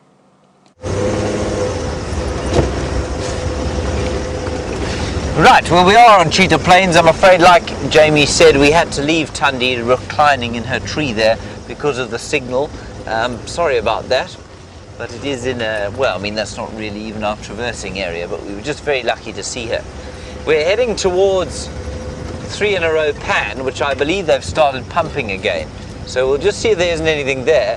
Then I want to go back up this road towards the northern side of the clearings, and we'll work our way south from there towards the Mala Mala boundary. There are some impala. It's a good start, isn't it, VM? Absolutely. 2 young males. Next year, of course, these 2 chaps are going to have a lot of testosterone coursing through their bodies. And they won't be nearly so friendly. Then that marula tree, that's the one there, that's it, VM, is covered in the parasitic mistletoe. You can see all of the dark bits there, all of those kind of thick, dense bits of the leaves there are mistletoe plants, and some of them are enormous. It's quite interesting, actually. And there was a fear that these mistletoe plants were killing off the marulas, and one of the guys down, who I met down at Londolozi a little while back, said, you watch these mistletoes. The trees on which the mistletoes are growing are losing limbs. So they, basically what he was saying is that where you get a big mistletoe like that, the tree will sacrifice the limb and drop it off, which I think is quite interesting. I haven't seen that happen here though. Anyway, that's part of the, the politics of plants, BM. Sounds like a good title for a film, don't you think? Absolutely. The politics of plants. Do that? Very nice, yes. It sounds boring though. It does sound unbelievably boring, I have to agree. It's not something I would choose to watch, no. A couple of elephant tracks going down the road, so maybe there is some water in the pan. I've yet to see this pan with water in it since we've been at Cheetah Plains. Although, no, that's not true. When we started, there was a little bit left.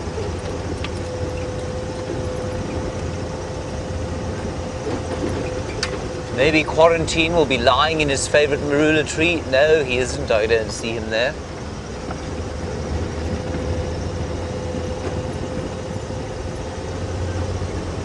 I also don't see much in the way of water.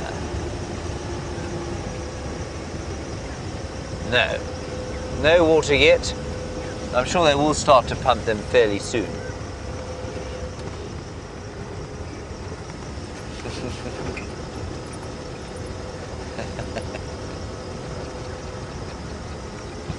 Hello, Gracie. You say you missed me very much while I was gone and that you had bad dreams about elephants. Gracie, I'm sorry you had bad dreams about elephants, and I did miss you. Of course I missed you, Gracie. Who else was I going to talk to in the afternoons? I'm very glad that you're back and talking to me. I thought maybe you'd forgotten about me, but now I'm very pleased that you haven't, and we can continue our conversations. And I hope that you have no more bad dreams about elephants. There is a little bit of water in this pan, not particularly picturesque at the moment, given that it's obviously been scooped out in preparation for some pumping. I'm going to turn around here, like I said. Nah, I'm not. I'm going to carry on straight.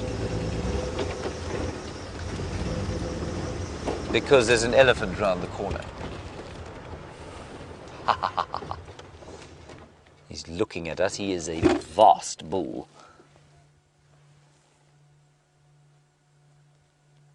We'll just assess him. You see how I swung his leg there? He's just indicating that he's not quite comfortable. A little bit further forward.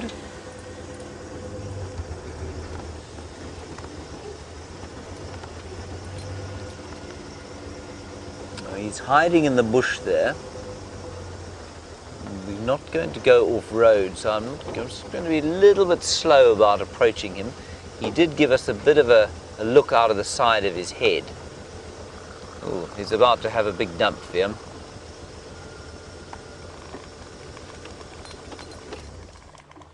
So we're just going to stop here.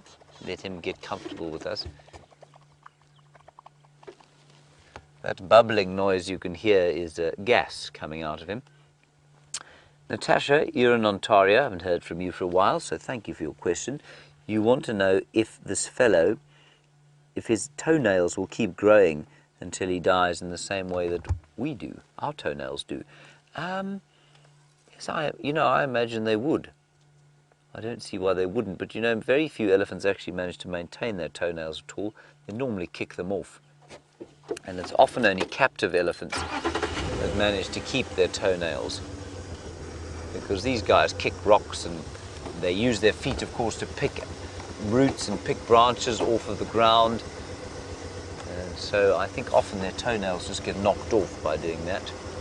He's a big fellow, this. It's going to cruise gently towards him. He's not very happy to see us. A little bit nervous of us. He's been drinking at that pan. You can maybe see that he's got some sort of moisture on the bottom end of his trunk there. Of course, the fact that Rusty sounds like a locomotive is not particularly helpful to the elephant's comfort.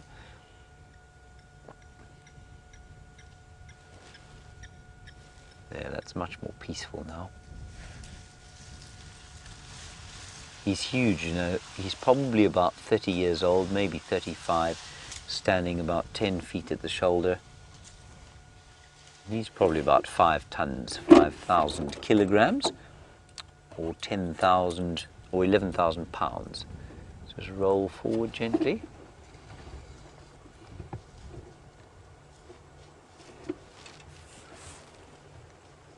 Now, like I say, we can't follow him off-road, I'm afraid.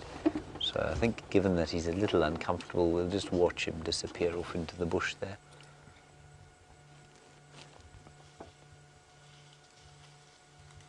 Not sure why he should be uncomfortable. He's a big confident bull. Well, he's not confident, but he's a big bull. He's got nothing to worry about. But elephants, much like human beings, well, I think all animals, but elephants, it's obvious. They all have very different personalities, and they go through different sort of mood swings, and they can be happy one day and they can be depressed and sad on other days, I think. And maybe he just wants to be left alone.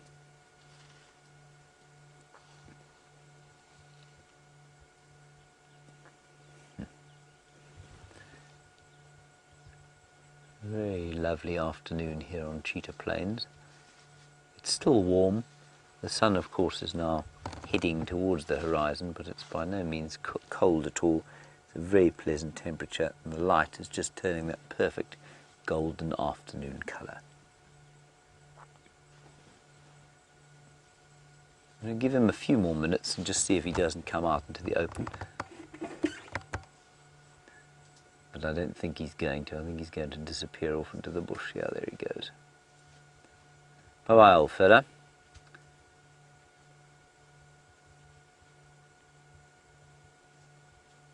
Cool. Righty, let us continue on our way.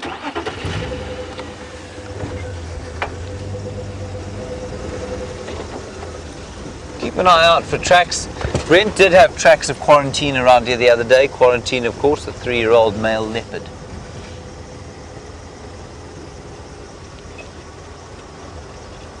Hello, Joe in England. Joe, very nice question. Why are we not seeing catfish in the ponds anymore, in the pans? Joe, I think it's a function of the fact that, remember, all of the pans dried out, every single one of them, including Bivelshoek Dam.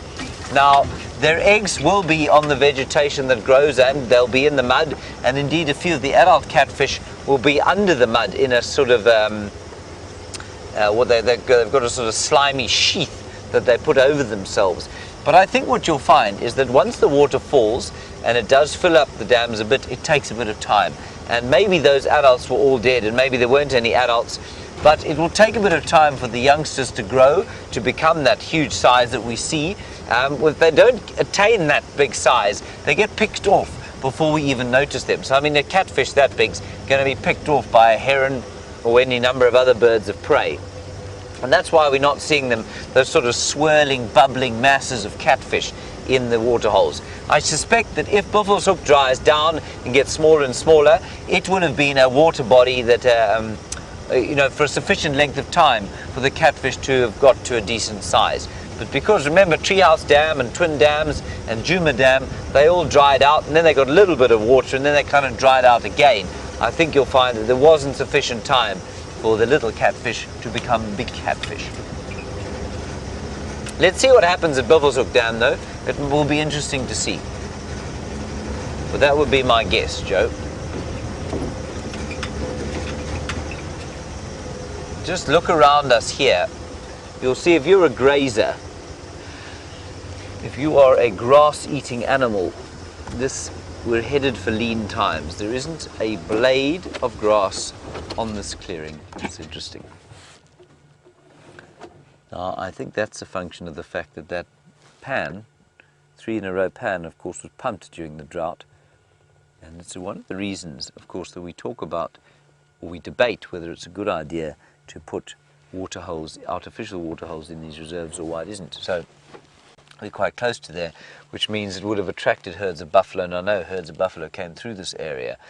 And basically, when you have a central gathering point like that water hole, the grazing all around it will be denuded, and it will continue to be denuded further and further away, depending on how much rain you have. And obviously that pan was one of the only bits of water during the last drought, and it's denuded a lot of the grazing. It's totally normal that should happen, but it does mean that we're in for a difficult time here. All right, let's head into the clearings here. We'll find out what's going, and while we're doing that, let's get out to Jamie and find out what she's found. I hear that James has been chatting a bit about grazing and the dry season. I've just had to duck around a buffalo thorn tree that the elephants have pushed into the road, and there's a huge amount of elephant destruction around at the moment. They're relying very, very heavily on the trees, and the trees, of course, are what is going to get a lot of these amazing animals through the next few months. With their root system and their access to water, they're going to be absolutely essential. What we're doing, unfortunately, the elephants, as they've been through this area, have made tracking exceptionally difficult. Brent is still out searching for any sign of shadow. We're starting to run out of light. We've got to hope that we get her in the next few minutes, maybe in the next half an hour or so before the sun goes down. Because as you know, if we do see her and she has her cub with her, we absolutely cannot spotlight her. And the reason I'm bringing this up now is we had such clear evidence with that yesterday on the sunset safari. Now, yesterday we had Tingana for the first time in ages, a spectacular view of him up in a marula tree with the setting sun. And there were a couple of alarm calls from impala, and the next thing a hyena came trotting onto the scene. Now, for a big male leopard like Tingana, one hyena is not really a threat, particularly when he was reclined up right out of its reach. But of course, for a female leopard like Shadow with a new cub, she wants to keep it as far away as possible from any hyenas, and we don't want to add to that. And hyena do occasionally follow spotlights, and they do occasionally follow vehicles at night to see what they're up to, particularly if they've been brought into the area by alarm calls. And what's the first thing an impala does when it sees a leopard? It starts to bark. And that's 2 days in a row, actually, we've seen hyena following alarm calls. So that's why we won't be spotlighting her. If we do happen to find her, and I'm really hoping that we will, because Brent said he had fresh tracks from somewhere just before the start of the sunset safari. And I'm sure that she's in this region. I've come a little bit far east for her territory, but you never know. I've yet to work out, well, we've yet to see Shadow's new cub, so we have no idea if it is a male or a female. But that brings up two questions. How others and be dependent upon them?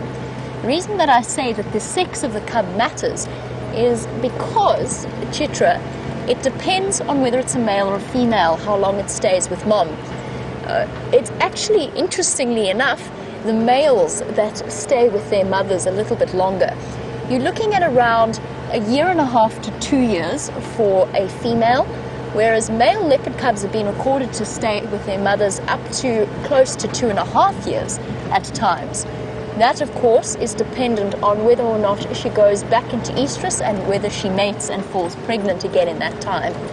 Because she's not going to care for her leopard cub once she has a new set of cubs. She might tolerate it in her vicinity. She might not be aggressive.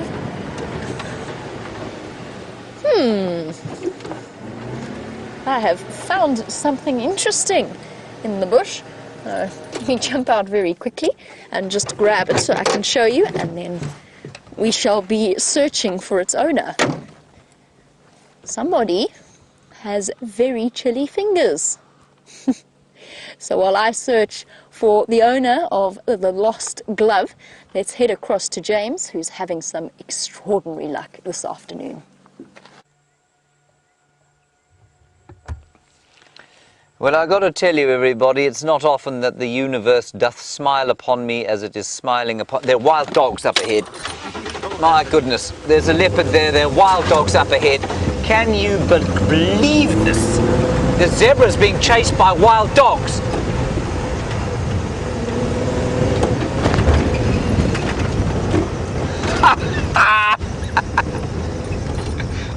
Look at this. There's the leopard. I've lost the leopard. Can you see the leopard? Yeah, I'm still trying to figure out what's going on here. Oh, there it is, the leopard. Okay, I can see the leopard. Let's just go up here. This is unbelievable.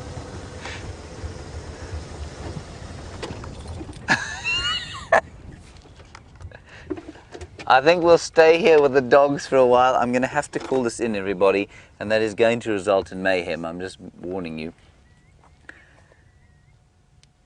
Stations located, pack of 3 wild dogs at Cheetah Plains Pan. Also female leopard in a tree at the same location.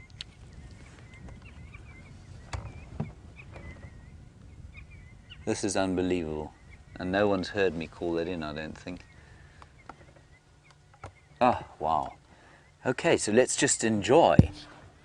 Now, this is 3 dogs, so it must be our pack, our little Investec pack, and the female is supposed to be, the alpha is supposed to be pregnant. Well, neither of that lot are pregnant. One's male, obviously. Now, zebra, of course, can sometimes fall prey to big packs of dogs, but they won't fall prey to very small packs like this. And I'm just going to try and get sight of the female of the other one and see if it is the female and if she is pregnant.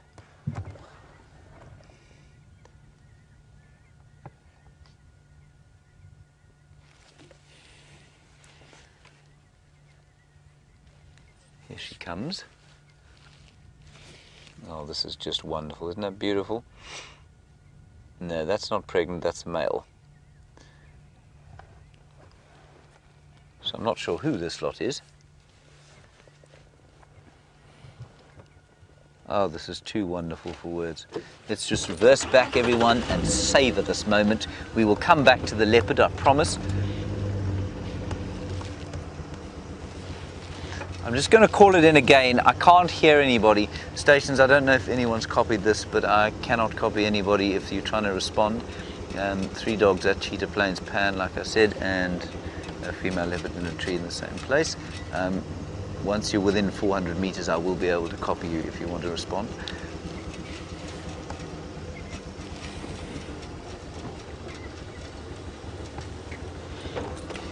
This is wonderful. Let me move around. Sorry, let me just move around a bit so we can get a better view of them having a drink, if they're going to have a drink.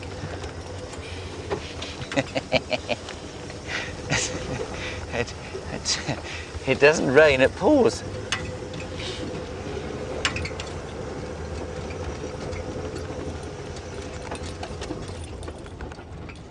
Now you see, they are nervous, and they're nervous of crocodiles.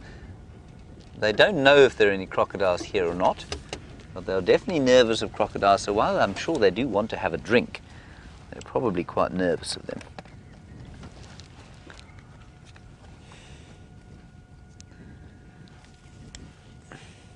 I'm just going to ask Kirsty to ask Jamie to call this in for Andrew and Mike. Of course, they, I think, are on Torchwood. They're at Cheetah Plains Pan, and I'm just going to ask her to tell Jamie to tell them. We'll take a quick pic, you are. Marvellous.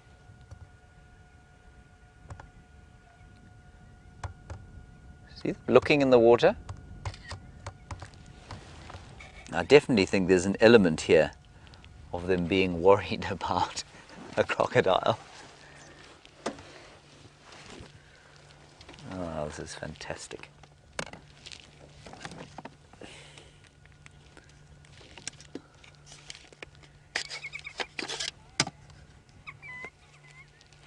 And Barbara, you want to know if they swim. Yeah, they're very adept swimmers. They're good swimmers, just like a sort of domestic dog is a good swimmer. But obviously these chaps are not that keen on a swim right now. It is a bit cold, isn't it, Liam? Yep.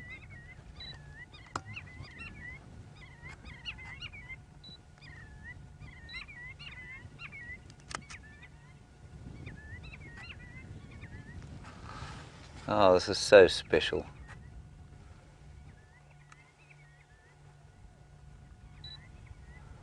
Kat, I'm afraid I haven't heard your question. The comms with the final control are not fantastic here. Kirsty, can you try it again?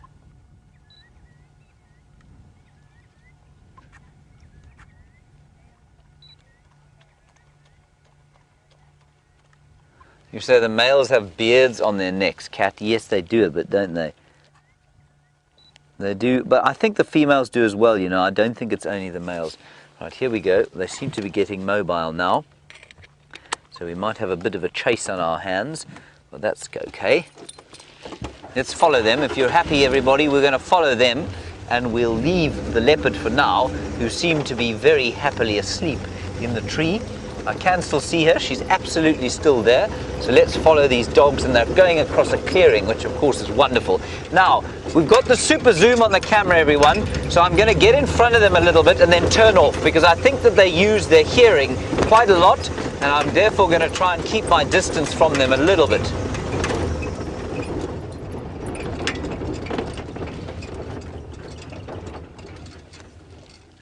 Let's give Liam a chance to actually take a decent picture of them running. Isn't that lovely? Look at their mottled fur going into the woodland there. I think quite difficult to follow them through there. We're obviously going to try.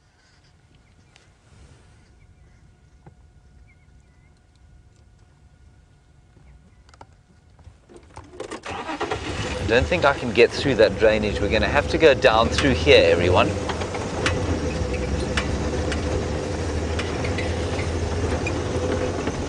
What an afternoon! 2 leopards, dogs, and a grey heron. Remember the grey heron we had, Liam? Yep. That was the highlight. That was the highlight.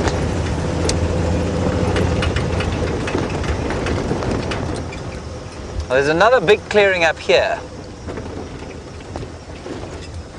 Angel lady, you say 2 leopards, wild dogs, and you'd like to see a pangolin as well. I think you might be pushing it, but who knows?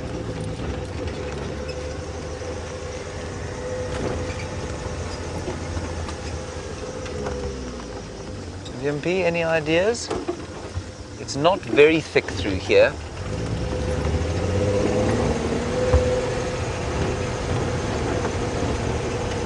But it is quite thick through here. You got them? No, nothing. It's to the right. To the right, in the drainage. To the right in the drainage. Okay. Hold on, everyone.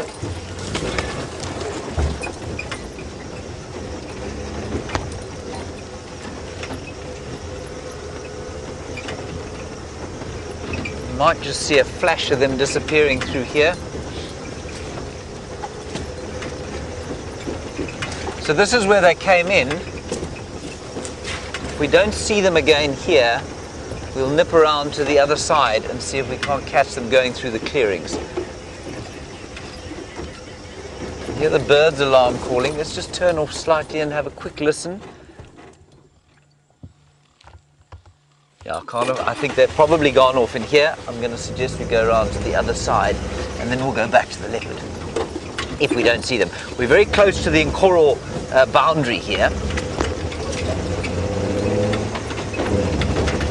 I'm going to drive a little bit quicker, but we'll be in the clearing so it won't be too bumpy.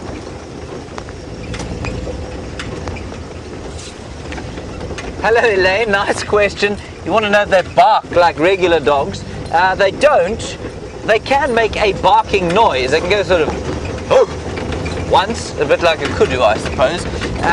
But normally they don't. Normally they twitter and they sort of chatter loudly. But if they are very alarmed, then they might bark. But only once, kind of an alarm bark. I don't know where these guys have gone. They've gone into this very thick stuff there.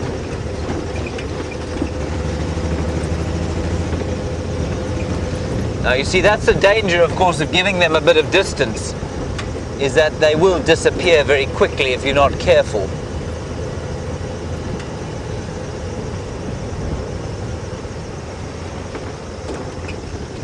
I can't believe how the greenery has disappeared from here.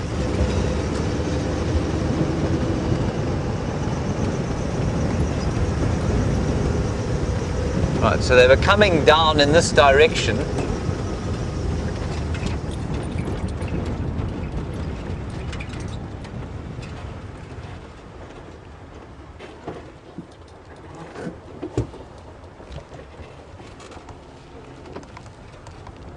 I can't hear them. Well, obviously I can't hear them, but I can't hear anything alarm calling.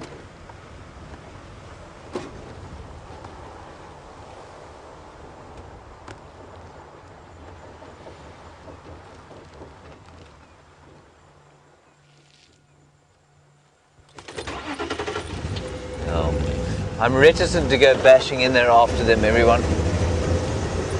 It is just the three of them, and they will be pretty much on the hunt now as the sun starts to set.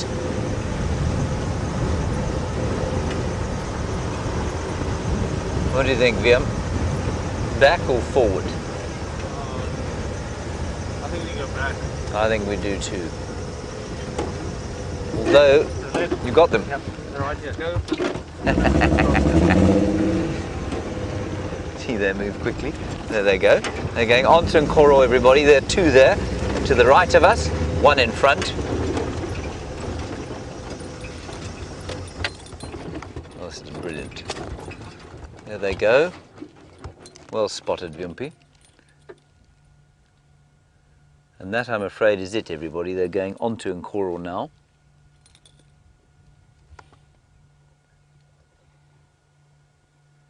And as far as I know, all the Nkoro rangers are looking at lions on Hoffmans.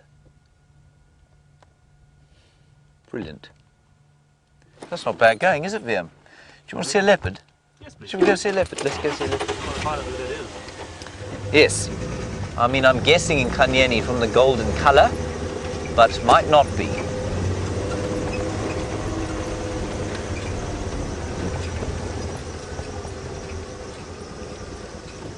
And Arbeard, I think if I heard correctly, you want to know if a leopard would kill a wild dog.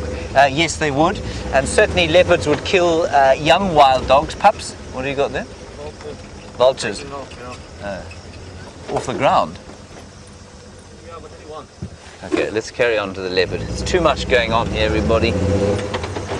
Yes, they would, and certainly wild dogs, if a leopard comes anywhere near the den when they've got pups, they go ballistic, they go crazy, and leopards really have to watch out. Because although they're much bigger, of course, wild dogs in a pack are a great danger to leopards.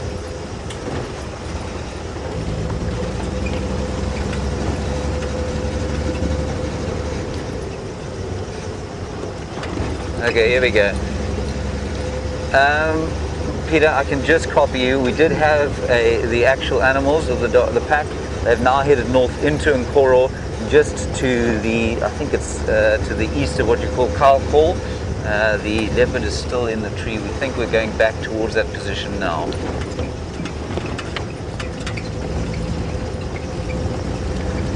Sorry, I'm losing you, Peter. They've just crossed now into Nkoro.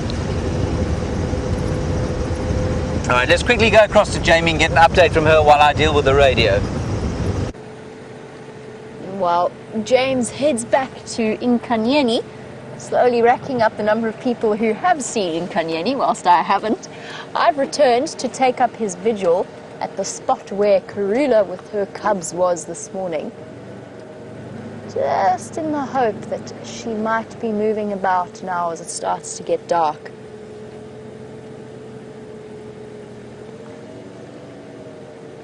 And Susie, you wanted an update on Karula and wondering whether or not she's been about. She was seen here this morning with both cubs happy, healthy, and playing about. Karula once again proving her incredible skills at mothering. Not the easiest job for a female leopard, but somehow Karula has a way of getting things right. She also has a way of disappearing. I just want to stop just so I can double, triple check that she's not somewhere in here. You know how difficult it can be to spot a leopard when they don't move.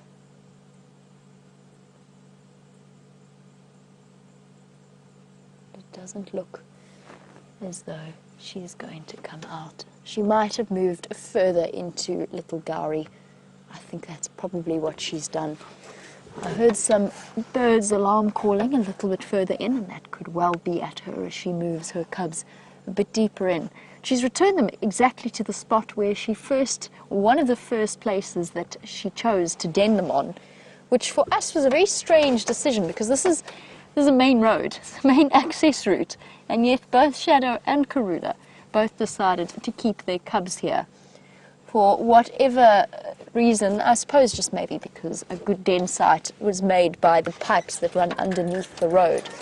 I'm going to go a little bit up the slope just to investigate further on in case she's popped out further to the east of us.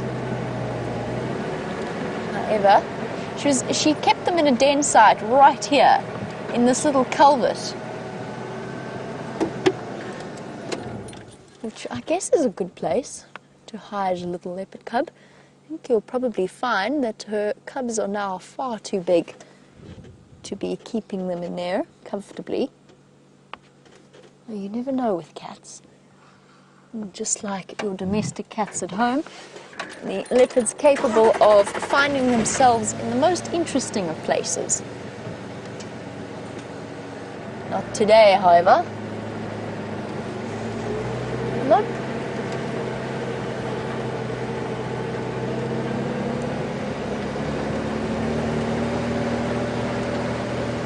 And as winter starts to pull in and the temperatures get colder and colder each and every night, Karula will also be thinking about the temperature of her cubs when it comes to finding places to hide them. So if she can, she'll try and keep them out of the drainage line systems. Obviously that's not always going to work, but the places where water has cut riverbeds into the area, those are the dips that get the coldest out here. And you'll see it with all of us. When we drive through them, we start to shiver first thing in the morning. Speaking of shivering, I didn't have to look very far to search for the owner of that missing glove. Did I, Brian? It was mine. Brian is the owner of the missing glove. Well, that was relatively easy, and at least Brian shall have warm fingers. Well, while we look for a leopard of our own, James racking up his total, he's arrived back at Inkanyeni.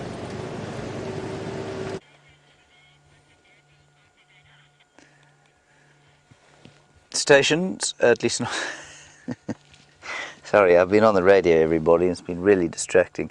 Okay, everybody, this is a 4-4 female leopard with that's a leaf on her bottom. I've never seen Inkanyeni before. I know Inkanyeni is a golden leopard. You can see how gold this leopard is with 4 spots on each side. And Raisa, you reckon that this must be Inkanyeni, and it must be. 4-4 female leopard, golden color, She's just stunning. She did have her head faced towards us. There we go. So exciting to see a new leopard, and I guess very distinctive, those two sort of very wide, almost eyebrows from which her whiskers come. Now, where are her babies? I forgot, of course, that she's got little babies.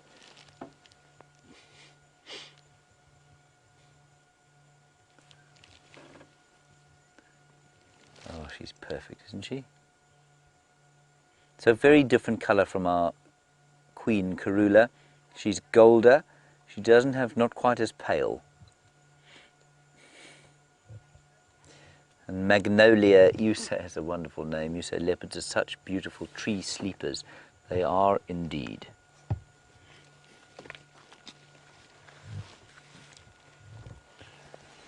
Shall I take a picula of you? Are you going to trademark that? A picula? That term, yeah. It is my trademark, yeah. No one's ever allowed to use it unless they pay me $1 million. Sounds reasonable. I think it's very reasonable. I must confess that the picture you're achieving with your camera is infinitely better than the one I achieved with mine.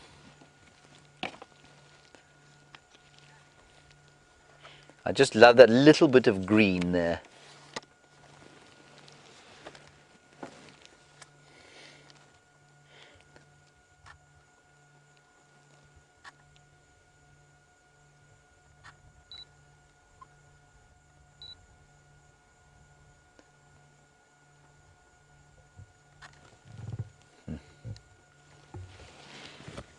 Isn't she lovely? Now, I have to confess that I don't remember how old this leopard is. I'm going to guess at roughly 9 or 10. Because she doesn't look too young. But it would be so exciting if the little ones were around here. Yep, she's 10. There we go. Thank you for that. Oh, look.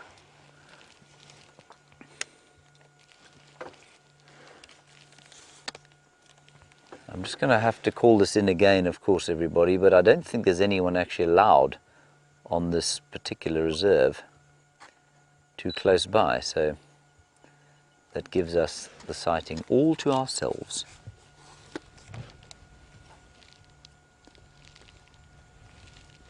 Ah, 2 leopards, 3 wild dogs, 1 elephant, and a grey heron. Go ahead, Peter.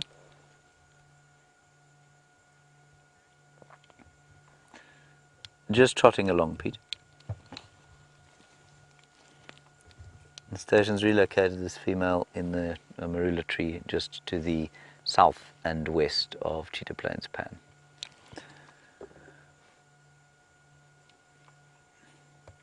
Please go for it, Andrew. Andrew's going to join us, of course. He is from Cheetah Plains, so he should be joining us. Now, I don't know if you can notice the colour of the difference in her colour. And I think she is slightly related to Karula, or distantly related. But she is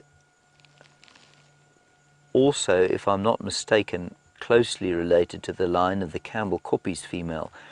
And of course, the late Kwatile was part of that line. And they are noticeably golder than any other leopards I've ever known.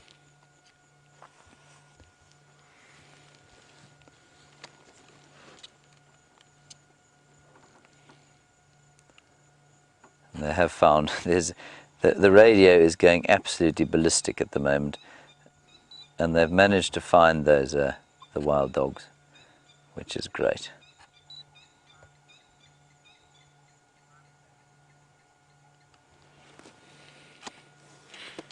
The colour on that picture is absolutely magnificent. It looks like it's kind of been.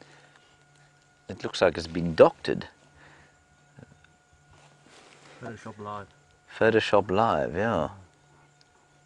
Stunning. Just those little drops of green.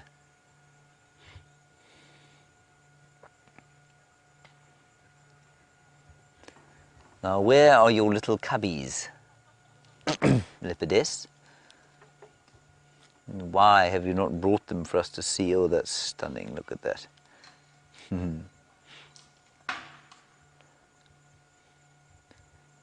That's a face of experience, that is.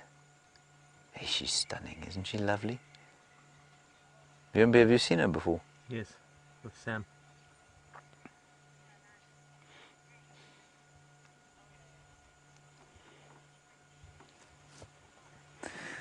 Now, Jean, you're in North Carolina, not the Jean that I know personally in North Carolina, but we've had that discussion. You say, does it look like she's eaten? Because she was stalking yesterday in Parlour with Brent. Difficult to say. I would say that her belly does look relatively full, you know. No, there we go. No, it doesn't. I would say she has not eaten, Jean. Here we go. Ah, wonderful. Just gorgeous.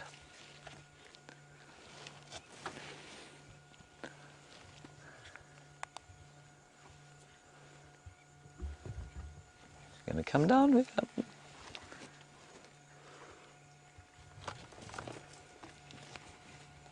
She's small, hey? She's about the same size as Karula, I'd say.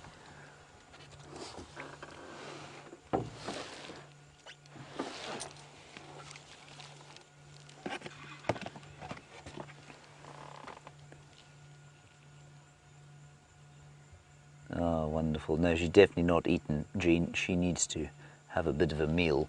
I think she'll be worth following for a little while, simply because I think it's quite likely that she'll... Well, no, you know what? I don't think she's going to go towards her cubs. I think the cubs were on Nkuru yesterday, and if she's looking for something to eat, then she's not going to go towards them. She isn't going towards them. She's going due west. So let's follow. There are some fairly nasty zebra wood trees here, but we'll try and get over them. There's Andrew.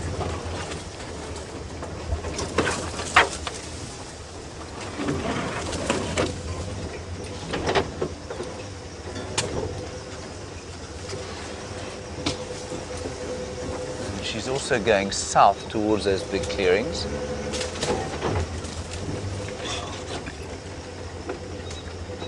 Ah, now, Zafari, you want to know when I said a 4-4 leopard, you want to know what on earth I'm talking about. What a very good question.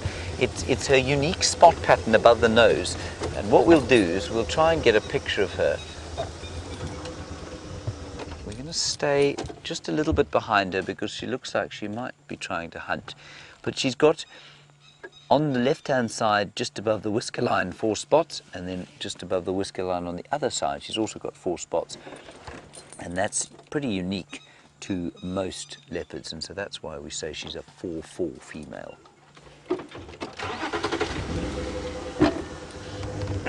That's a kind of traditional way of identifying leopards, but I mean, of course, they do have completely different spot patterns all over their bodies. So like Karula's got her wow written across her forehead, and many of our experienced leopard viewers have picked out different kinds of markings on all of the leopards that we've seen.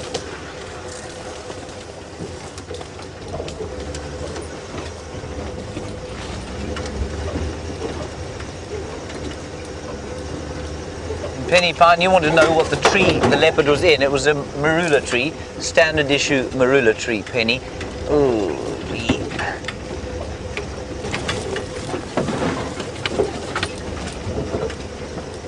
Right, there we go. Just get in front of her here.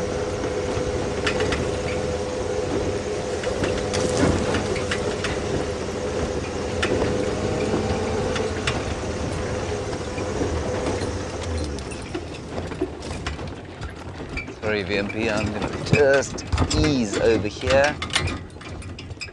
And there she is.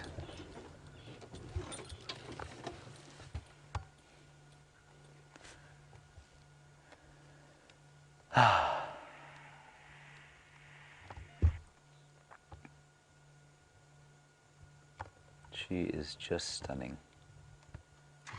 Scratching and sharpening her little claws. Well, they won't be little at all, they'll be viciously sharp.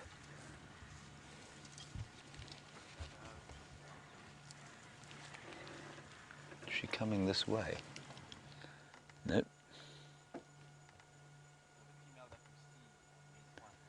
Just maybe thinking about marking her territory.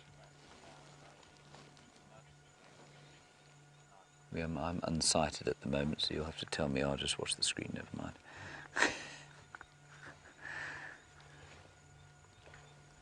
Here she comes.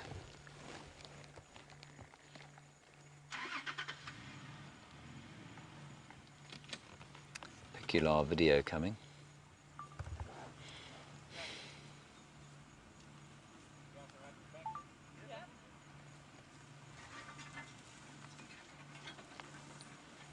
That. Now that tail is poised, of course, to tell anything that might come past here that she is no threat, like a bird.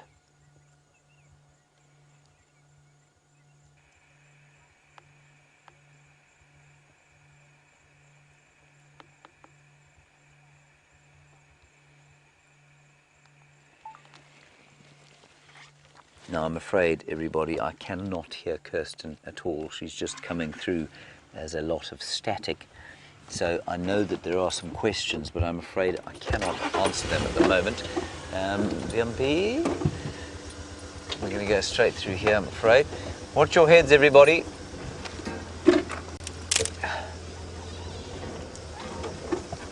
You got it there?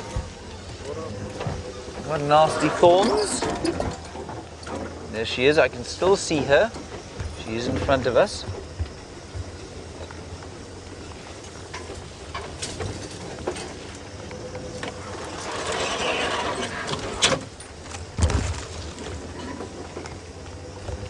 She's just through there where Viam's showing you. She's spotted, may have spotted something. The head's up and she's looking. There's a very thick drainage line through here. There she goes. Yeah, she thinks she may have spotted something through there. Maybe a duiker or a bushbuck or a nyala in this kind of thick drainage line area. You can see just in front of her is a depression. And the depression, of course, has a lot of thick bush in it, where something delicious might be hiding.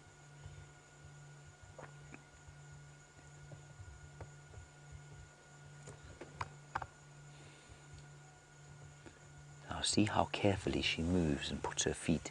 If you ever want to see a close-up picture of that BBC production, The Hunt, shows you a tiger moving through the bush, being exquisitely careful about where he puts his paw every single time.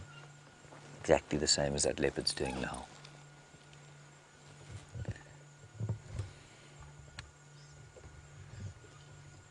Now just to give you an idea, I mean, we've got a substantial zoom lens on this camera. She is about 40 meters away from us. That's about 140 feet or so.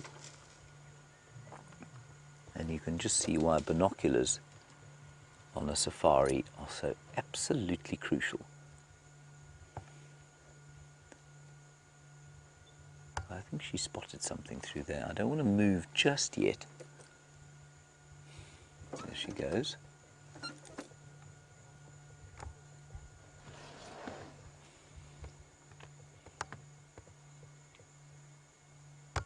So patient, so quiet. Listening, smelling, looking. And see how this sort of early winter vegetation completely hides her. A mix of golden leaves hiding her pelage.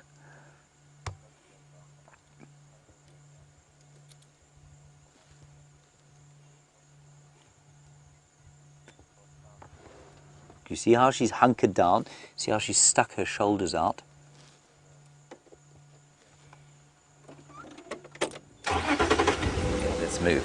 Marvellous, this is incredible. What a brilliant sighting. I love this camera, I think it's fantastic.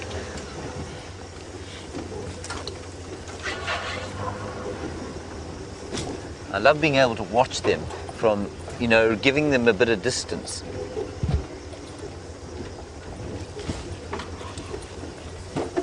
There she goes. Oh, watch out, VMP.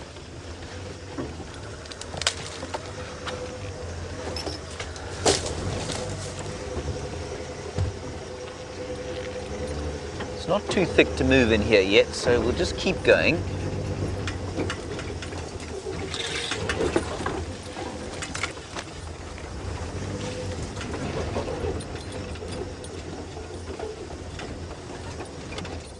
There we go.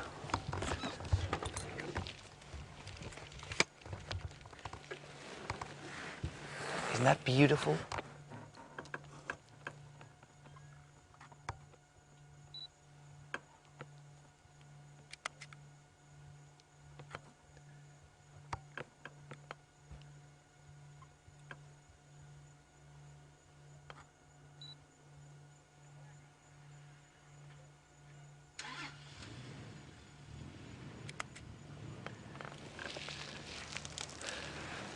That might be the first usable leopard photograph that I've ever taken in my life. Well done, Jay. No, I think it was usable. I'll show you just now.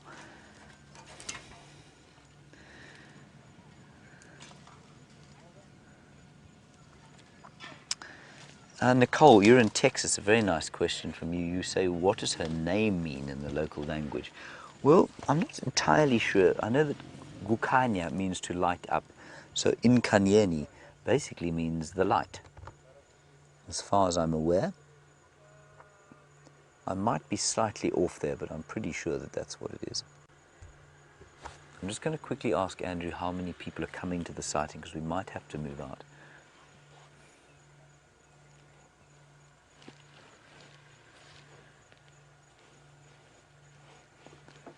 So just excuse me 1 second, I've now got to find the... Where on earth is the radio?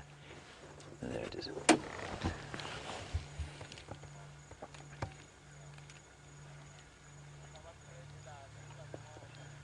Hope you see how she's hunkered down there? Andrew, is there anyone else coming to the sighting?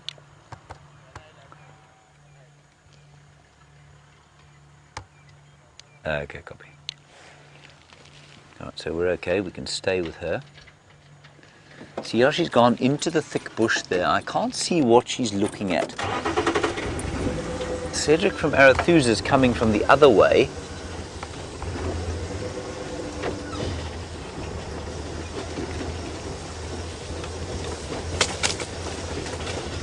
You still see her there, Vimpy? So it's coming towards the gate path now. Towards this one.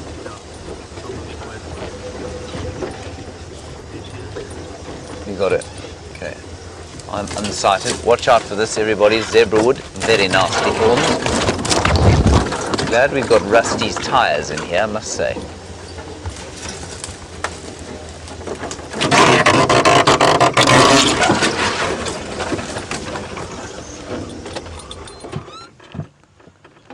There we go.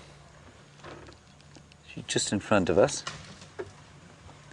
Said, when you get me visual, just keep coming straight. She's just in front of where I am.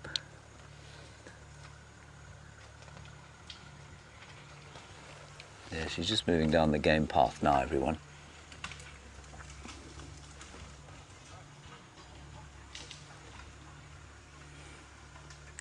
And we're now about 60 meters from her, and we've still got such a wonderful view of her. It's amazing. And it's darker than it actually looks. Okay, she's gone down this game path. We'll follow up. I've just lost visual.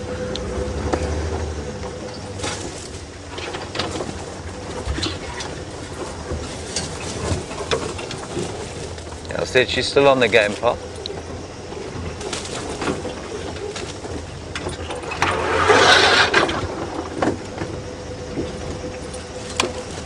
Amy, you said it's amazing that they leave their cubs for so long. It is interesting, but those cubs now, I think they're pushing 6 months, if not more, and so they're really adept at hiding.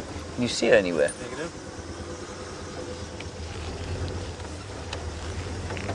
They're really adept at getting away and hiding. There she is on the termite mound. On the termite mound, that's it. There we go. So Amy, they're perfectly adept. You know, if there's a hyena or something like that, those cubs are perfectly big enough to climb and jump up into a tree and stay away from harm's way. So they'll be absolutely fine. But remember, she has to eat. Her health must stay at tip-top condition if she is going to be able to look after them. So it's no good her kind of nursemaiding them if she doesn't have anything to eat.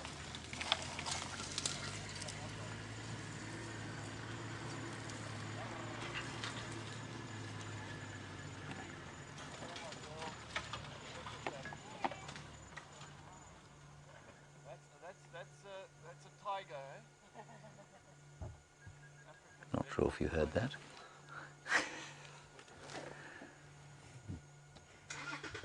Now, leopards, of course, will often use termite mounds as vantage points in the same way that cheetah do.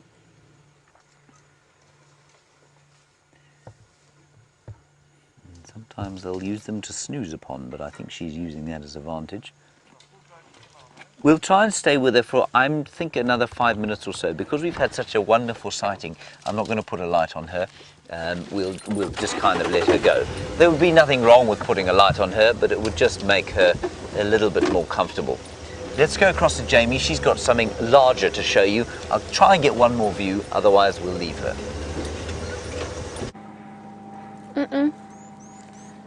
There's a good boy. You're going to come past nicely. No, you're going to come show me how big and scary you are. Yes, do a sideways dance. It's very nice. You're a very good dancer. Yes, okay, big head shake. All right, boy, I'm not going to do anything. We're just going to sit here nice and still, let you come past. Yes, you're going to go pretend to eat that bush and then you're going to try again from that side, are you? Is that how we're going to play this?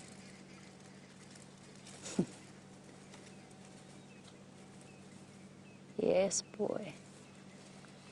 I wonder if you really want anything under there or if that is just you pretending. I thought so. Yeah, that's what I thought.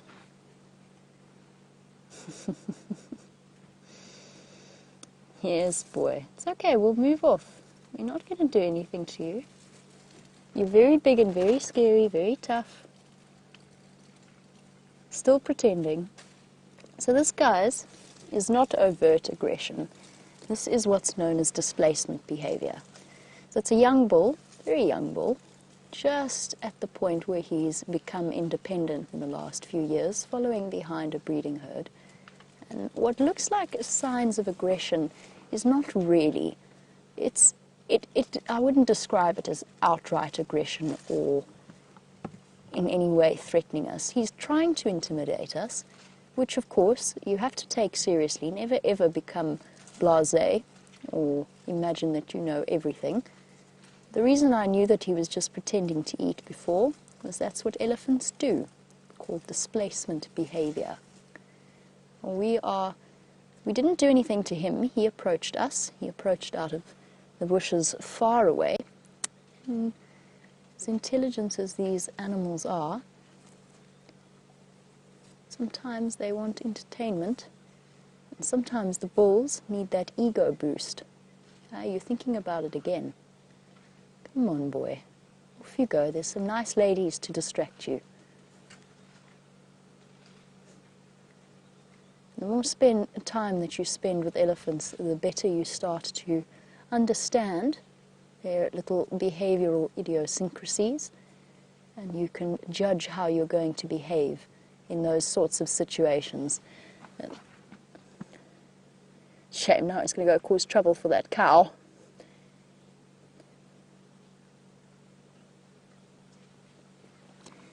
You'll go push her away. We've had some interesting moments with elephants out here over the years. And we've all had experiences where we've had to deal with an elephant approach, whether we stand our ground or try and drive away as quickly as possible. Now, my approach is to remove myself from a situation that I do feel is getting out of control. That situation I felt was perfectly in control. Now, Katie in South Bend, Indiana, welcome to the Sunset Safari. You were wondering about whether or not I have seen that video with Arnold Schwarzenegger and the elephant charge. I only saw a screenshot from it, which showed, I mean, that was intimidating enough. It was an elephant right behind the vehicle. But I cannot comment at the present time as to whether or not that was the elephant being naughty, or if it was maybe something that the people did wrong in the vehicle. It's always a tricky situation when you don't see or can't see all of the facts. And the interesting thing about clips like that is no matter where they start, probably people only really start to film when things get interesting. So when the elephant has completed its approach towards the vehicle, we don't know what has happened before that. So we don't know what kind of approach was made. We don't know, maybe that elephant bull was fighting with another elephant bull. We just don't know all of the circumstances to draw a judgment. But I will have a look at it tonight, Katie, and I will form my own conclusions, and maybe we can chat about it again tomorrow morning on the sunrise safari. At the moment, we have a perfectly peaceful elephant herd sighting. The difficulty is, of course, is that we can all of us read elephant behavior. All professional guides read elephant behavior. Sometimes we come to different conclusions. Most of the time we come to the same conclusion. But there's no right or wrong. Oh, no, that's not true. There are right approaches and there are very wrong approaches. But in the middle of that, there is a grey area where it's up to each and every person's individual response. Now, I know how I handle elephants. I know instinctively, or I go with my instinct as to what I should do. I knew that that elephant bull was going to turn his head back towards us. I also did not at any point in that situation feel threatened in any way. But they do give mock charges, and mock charge is a very deceptive word. Here he goes. Now he's really eating, enjoying a bush willow. A mock charge is not, as its name suggests, a joke or the elephant pretending. Elephants will let you know. They will tell you unmistakably when it is time for you to remove yourself from their presence. And you would be very well advised to listen to those signs, because a mock charge is not a mock charge, it is a warning charge. And now, it depends what he's going to do. He's done a little shuffle, just repositioning to get more food. At this point, if he did decide to approach me a second time, I'd deal with it in the same way I did before and then move off once again. But I think he was just showing Brian and myself how big and scary he really is.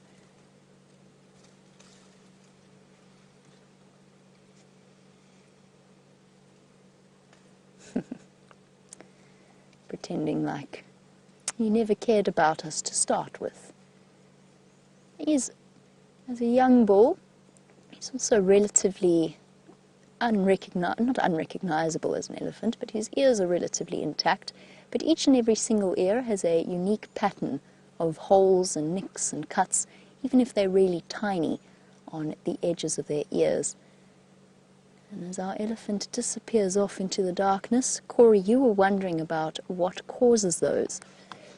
The answer to that is that an elephant's skin, or the skin on an elephant's ear, is very, very thin, which makes it particularly susceptible to scratches and nicks from thorns. And then what happens is it gets a bit infected, and possibly even you get ticks settling on it, and that in turn eats away a bit more at the lining of the ear until they're left with a permanent etching or a permanent mark there. And that will never grow back.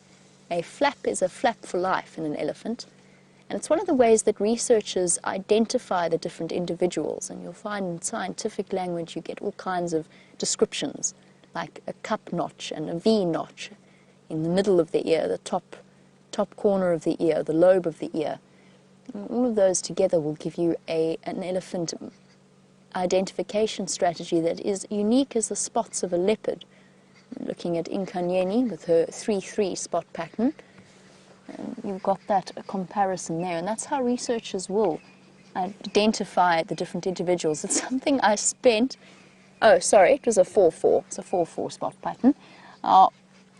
It's something that I spent hours and hours and hours doing in the job that I used to work in before that, was sitting with the elephant herds, taking photos, because it was a closed system, which meant that we knew each and every single elephant and each and every single elephant herd, taking photos, finding their individual marks, and it's not easy because an elephant herd, when they walk up to you, doesn't very kindly go, okay, here, take a picture of my left ear and now my right ear of the same elephant.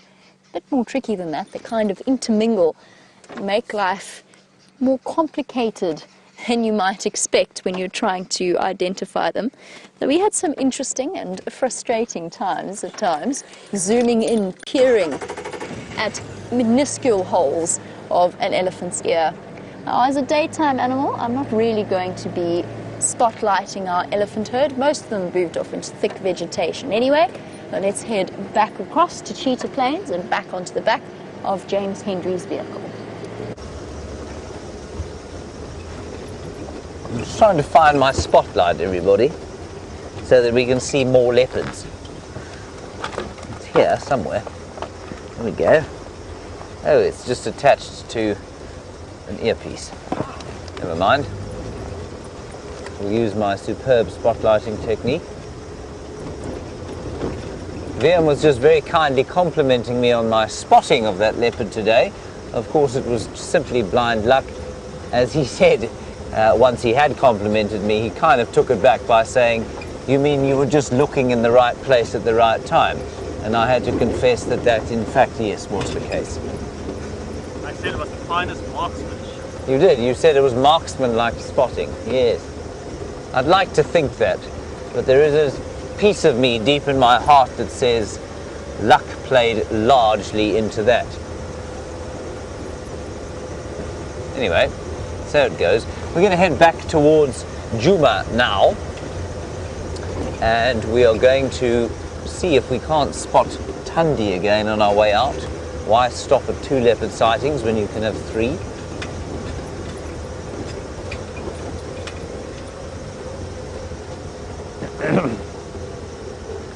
Now, Virginia, you want to know if lion cubs get hidden away like leopard cubs. Yes, they do, up to a certain age.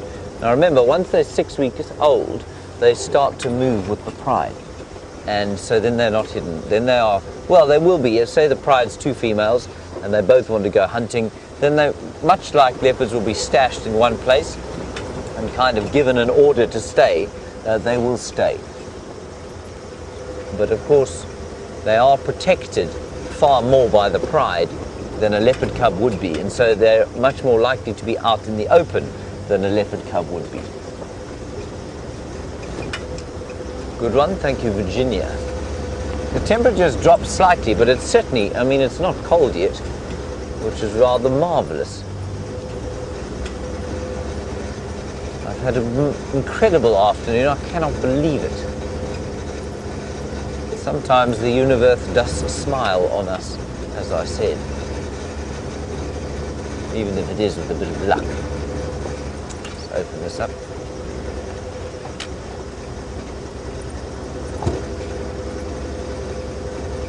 Book Diva, nice one from you as we go into the night time. You want to know if using a laser pointer is a no-no in the bush. Book Diva, no, it's not really. I mean, yes, it is to point out animals. Absolutely, it's not ideal. But for example, I watched a guy do it the other day. It was a very good example of using it at night. He had an owl, and he said, you know, he pointed with a laser pointer, but not at the owl. He pointed sort of 2 feet below it, and said, look 2 feet above where the laser pointer is, and there you'll see the owl. And that's precisely what we saw. So no, it's not completely taboo. There is a bat flying in front of us, but I don't think we're going to try and track it. You don't want to super zoom it, Liam? I would like to try. Please don't.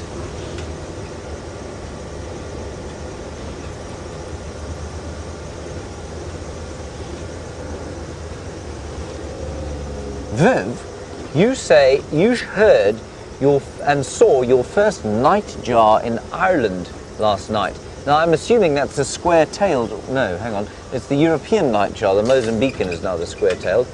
And you want to know when they leave here. I imagine, I actually don't know for sure, but I'll check for you. If you like, I can check right now. I think they leave probably at the end of March. But of course, you see, a European nightjar out here, although we get them, is not easy to, we don't see them a lot because they're pretty much silent over here. They don't make a big noise. Let me just go back. I will tell you precisely when it leaves. Nightjar, freckled European, tap tap. Mostly silent in southern Africa, you see, so it'll call much more where you are because that's when it breeds, and it leaves in April, September, April, and most birds will arrive here in late November. So I was almost correct. Around about April it will leave, so they've been gone for about a month. Now they're so difficult to identify, but for their calls, that you know, we may or may not have seen one during the season. They are a bit larger than the others that we find here. That's when they go. And you'll probably hear them calling quite loudly in Ireland because of course that's where they breed. Stunning colours on the horizon there. Maybe you can just hear the call of the white-browed scrub robin.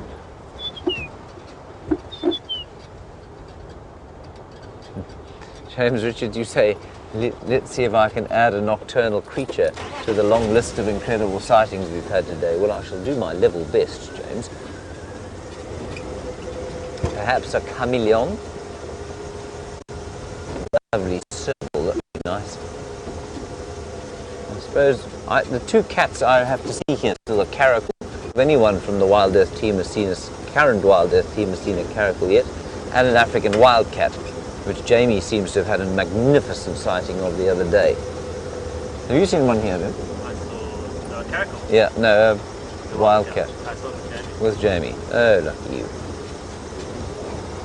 And Eugene is sitting in the final control shouting that he has seen an African wildcat. Well done, Eugene. You do it live next time, please.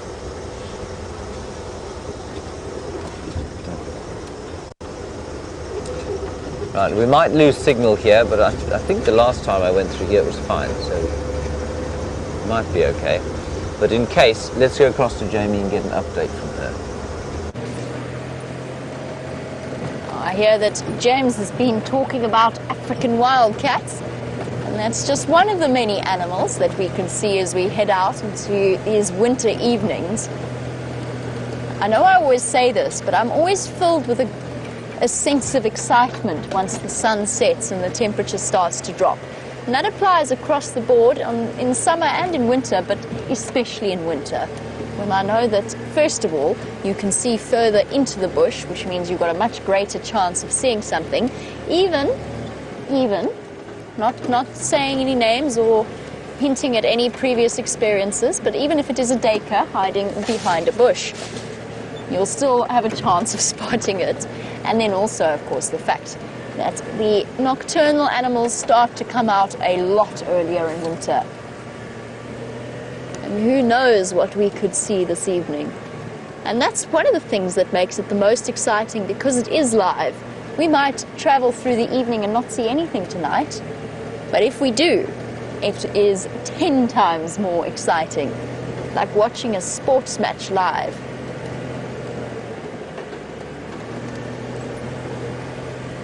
And then, of course, there's always the leopards and the lions wandering about as well. Brent is now headed for home. It's much too dark to be out tracking.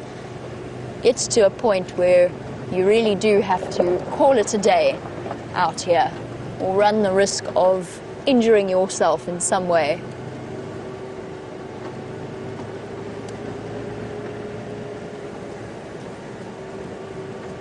We're just going to keep peering intently off into the bushes, and the search for Shadow will have to continue on tomorrow morning on the sunrise safari.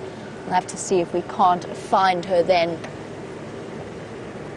I have a suspicion she's going to start heading back to an area where she's a bit more comfortable. She spent a lot of time in Hoffman's.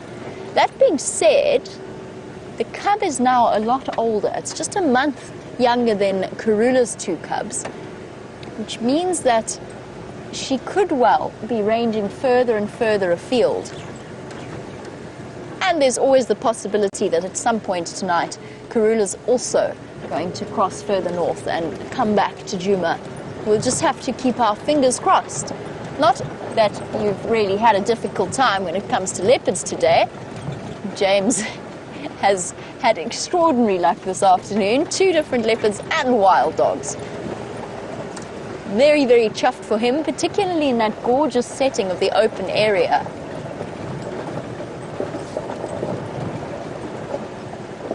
And Lisa, in Colorado, as we head off into the night, you'd like to add a smaller spotted animal to the collection. You'd like to see a genet. Me too, actually. I had a really enjoyable genet sighting after the sunset safari, which I know, Dave and myself were kind of spoiled, but we had a really relaxed genet on a termite mound. Now that is definitely one thing I'm looking out for. We're just going to go through a bit of a dip. Hopefully, signal should be fine through here, but I'm going to go quiet for now, just in case it does break up a little bit.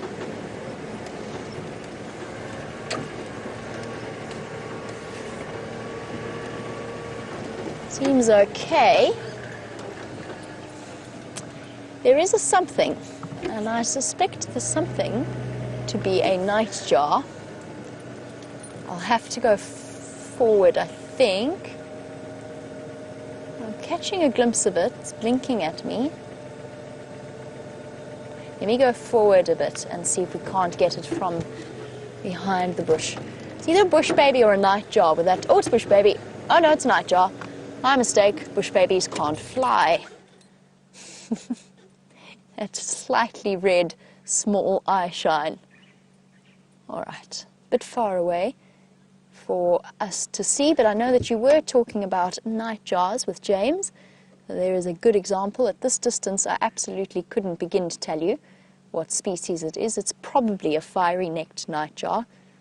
They're the most common in this area and in these riverbed systems. And he is planning on being out for the evening, going to go in search of various moths and insects. We'll leave him to his hunting. We could well encounter one further ahead on the road. They like the roads in wintertime and in summer, but especially in wintertime because they're very warm. And for the nightjars, it gives them full range of their abilities because they don't have to dodge trees at the same time. It was just the glint of his eyes that alerted me to his presence, his or her presence. And nightjars and bush babies, almost indistinguishable in terms of catching the glint of their eyes with the spotlight. The bush babies, of course, as I mentioned, don't fly across drainage lines, so that answered that question for us. Lion.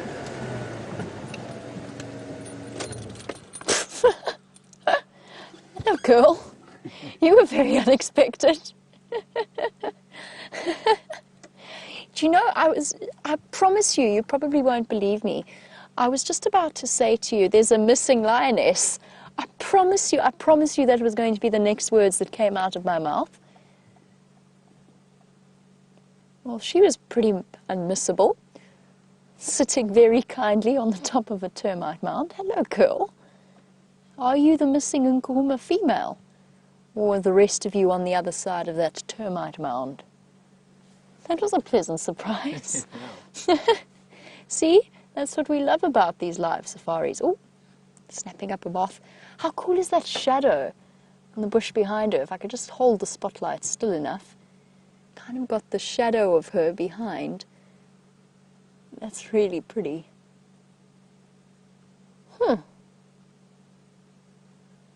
Surprise! Now, is this the missing Nkuhuma lioness? There have been 3 seen the last week. One we know is off denning little cubs in Torchwood, but the other one disappeared about a week ago and we haven't been able to find her.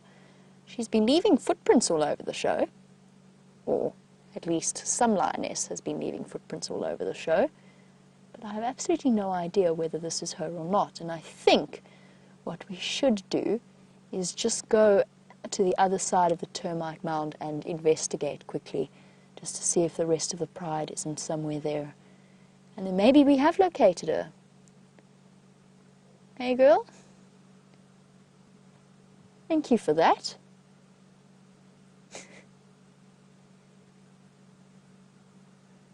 What a beautiful image. She timed that very, very well.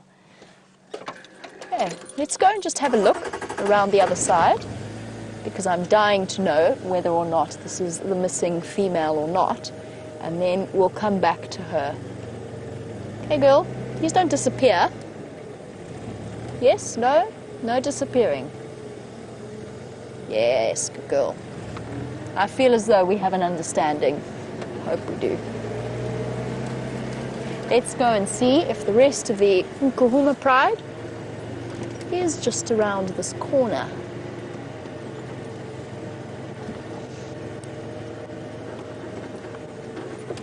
And the answer is no.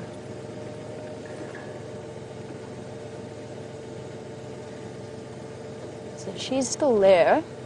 And I think I'm going to go back onto the road. I think that's going to be our best view of her. But looking for lions, I agree. First of all, your username is most appropriate.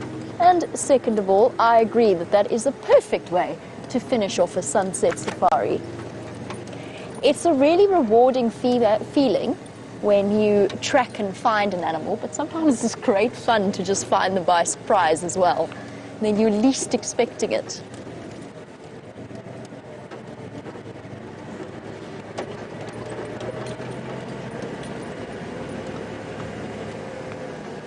A big girl.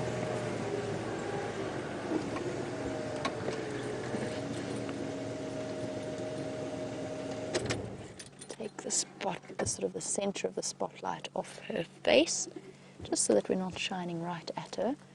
But as a nocturnally adapted animal, her reflective layers at the back of her eyes work really well, which is why it is okay to spotlight, for example, a lion or a leopard, but less enjoyable for things like impala or zebra or even elephants.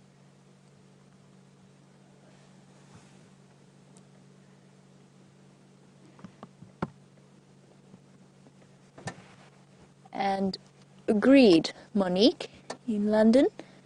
I do think that she does look a little bit thin. Her hip bones and her vertebra visible to us. Not overly so. I mean, not that we need to be concerned about her, but yes, she does look as though she could use a good meal or two. And possibly she's been off mating. It's so hard for us to tell at the moment. There's one female, there's one Nkuhuma that is pregnant and that will be due to give birth in the next few weeks. I'm not sure if this, I have no idea which female this is, and I'm not going to conjecture until we know a little bit more. Just bear with me 1 second, I've got to call this in on the Game Drive channel. Stations, I've got one Mfazi Ngala lying up on a termite mound at the junction of Gari Cut Line and Central Road.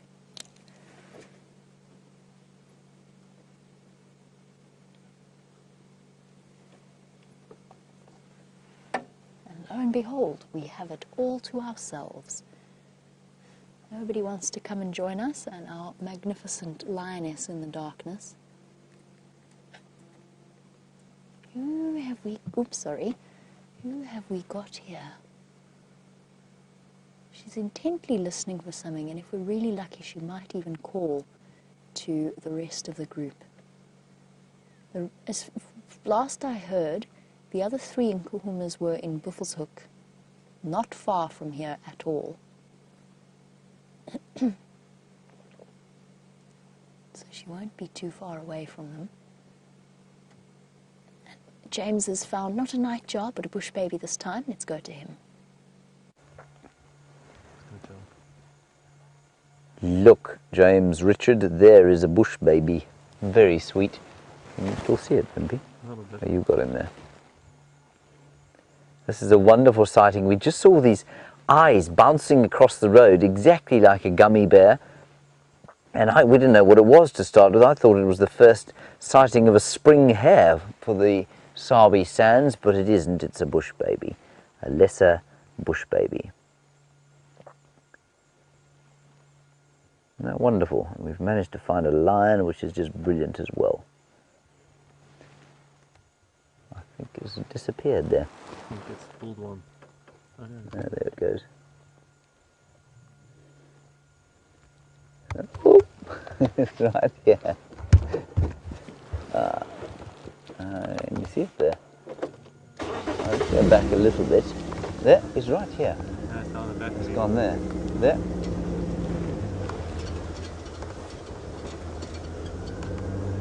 Now that's a tiny little thing, everybody. It's probably about 6 inches long, excluding the tail.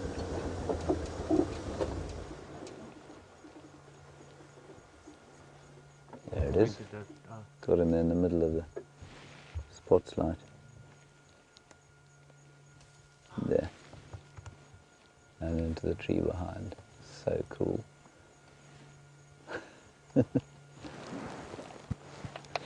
Alrighty.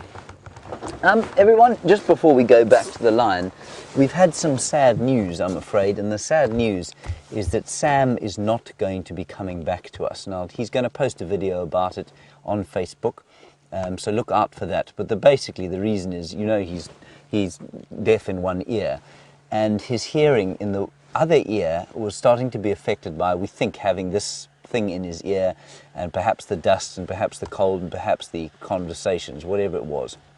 That ear started to close down, and the doctors have advised him that he'd be crazy to risk the hearing in that ear. That's obviously the most wise course of action. So he's made the decision himself that he is going to not come back for the foreseeable future until they can figure out what's wrong with the ear. It's entirely possible that he might come back in the future, and the door is certainly open for him. It's just a question of it being a fairly major medical risk at the moment for him to continue doing this job. It's really sad for us. We loved having him in the camp, and I certainly, for one, am very sad that his authentic, kind and generous nature is not going to be with us any longer. Hopefully he'll be able to recover from whatever it is. The doctors will be able to figure out what's going on there, and he'll be able to come back, and that would obviously be a very happy day. So that is some sad news. He will, like I say, post some kind of a Facebook video. He's making it at the moment. I'm not sure when that'll go up, but we will keep you posted.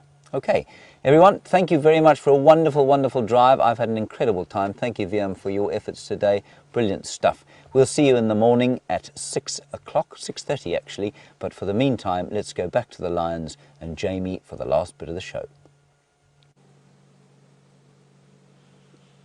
We are spending our last few moments with the lioness, and I know you've just had some sad news from James. We're all, of course, very, very sad to see Sam go, but I'm thrilled that we had the opportunity to get to know such a fantastic character, and I'm thrilled that he had the experience that he did with WildEarth. It is unfortunately just one of those things. Our lioness has been looking off into the distance. Oh, big yawn. It usually precedes, or can quite often precede, an upwards movement. Yep, there we go. She is looking hungry. Beautiful feline stretch there. Oh, did I see suckle marks there? It happened so quickly. I hope some of you managed to screenshot that moment. Let's try and catch up with her and see if we can't catch up as she goes across the other side of the termite mound. Zoe, you were wondering whether or not the termite mound is nice and warm, and that's a really, really good point. Yes, those termite mound chimneys are often lovely and warm.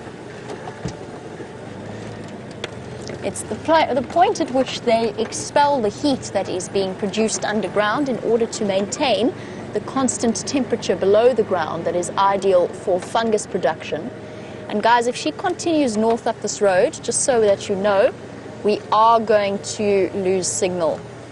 We're going along Gowrie Cutline, which is unfortunately one of those areas that it's a bit tricky to maintain signal. Just have a look at those nipples. Let's just stop so that we can have a closer look.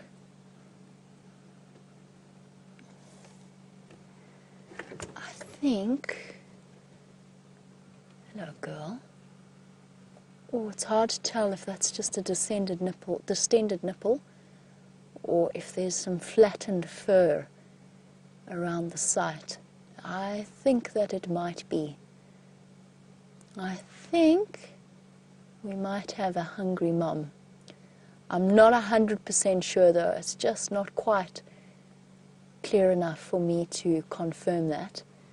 But I suspect that those are suckle marks. She still looks like she's got quite a distended belly though, despite her prominent bones.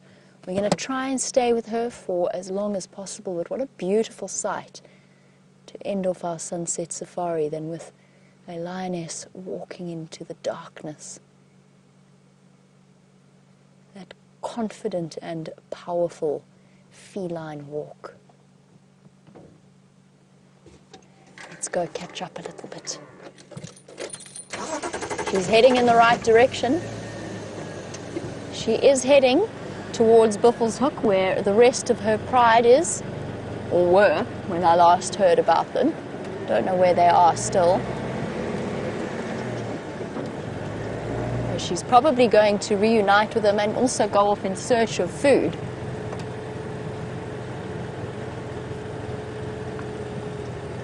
I was hoping that she might give us a chance to hear her call, because as Becky in Wisconsin would like to know, is there a difference between a lion and a lioness call?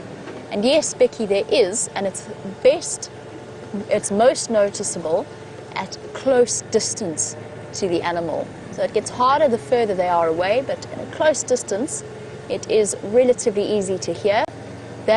So when a lion does its roar, it does the sorry, I'm not as good as Brent at doing that. But then at the end of that call, they do a couple of sounds. Little soft, almost the ending point of that roar. Male lions, just change direction there. Male lions do that for far longer than females do.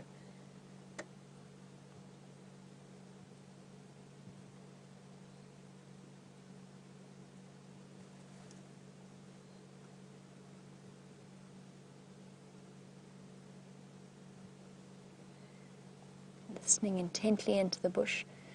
Oh, she is a new mother and she is an expectant mother and she wants to go hunting. We definitely won't be following up. She hasn't spotted anything yet. Her body language hasn't changed. But we will not be following her once she does decide to go off the road and head off hunting. And I think that's what she's doing. I think she's going off in search of food as well as the rest of her pride.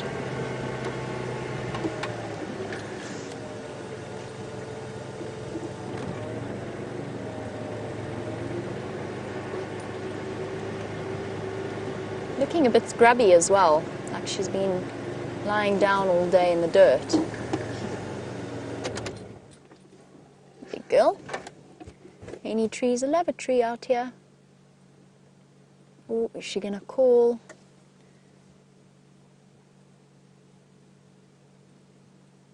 Nope.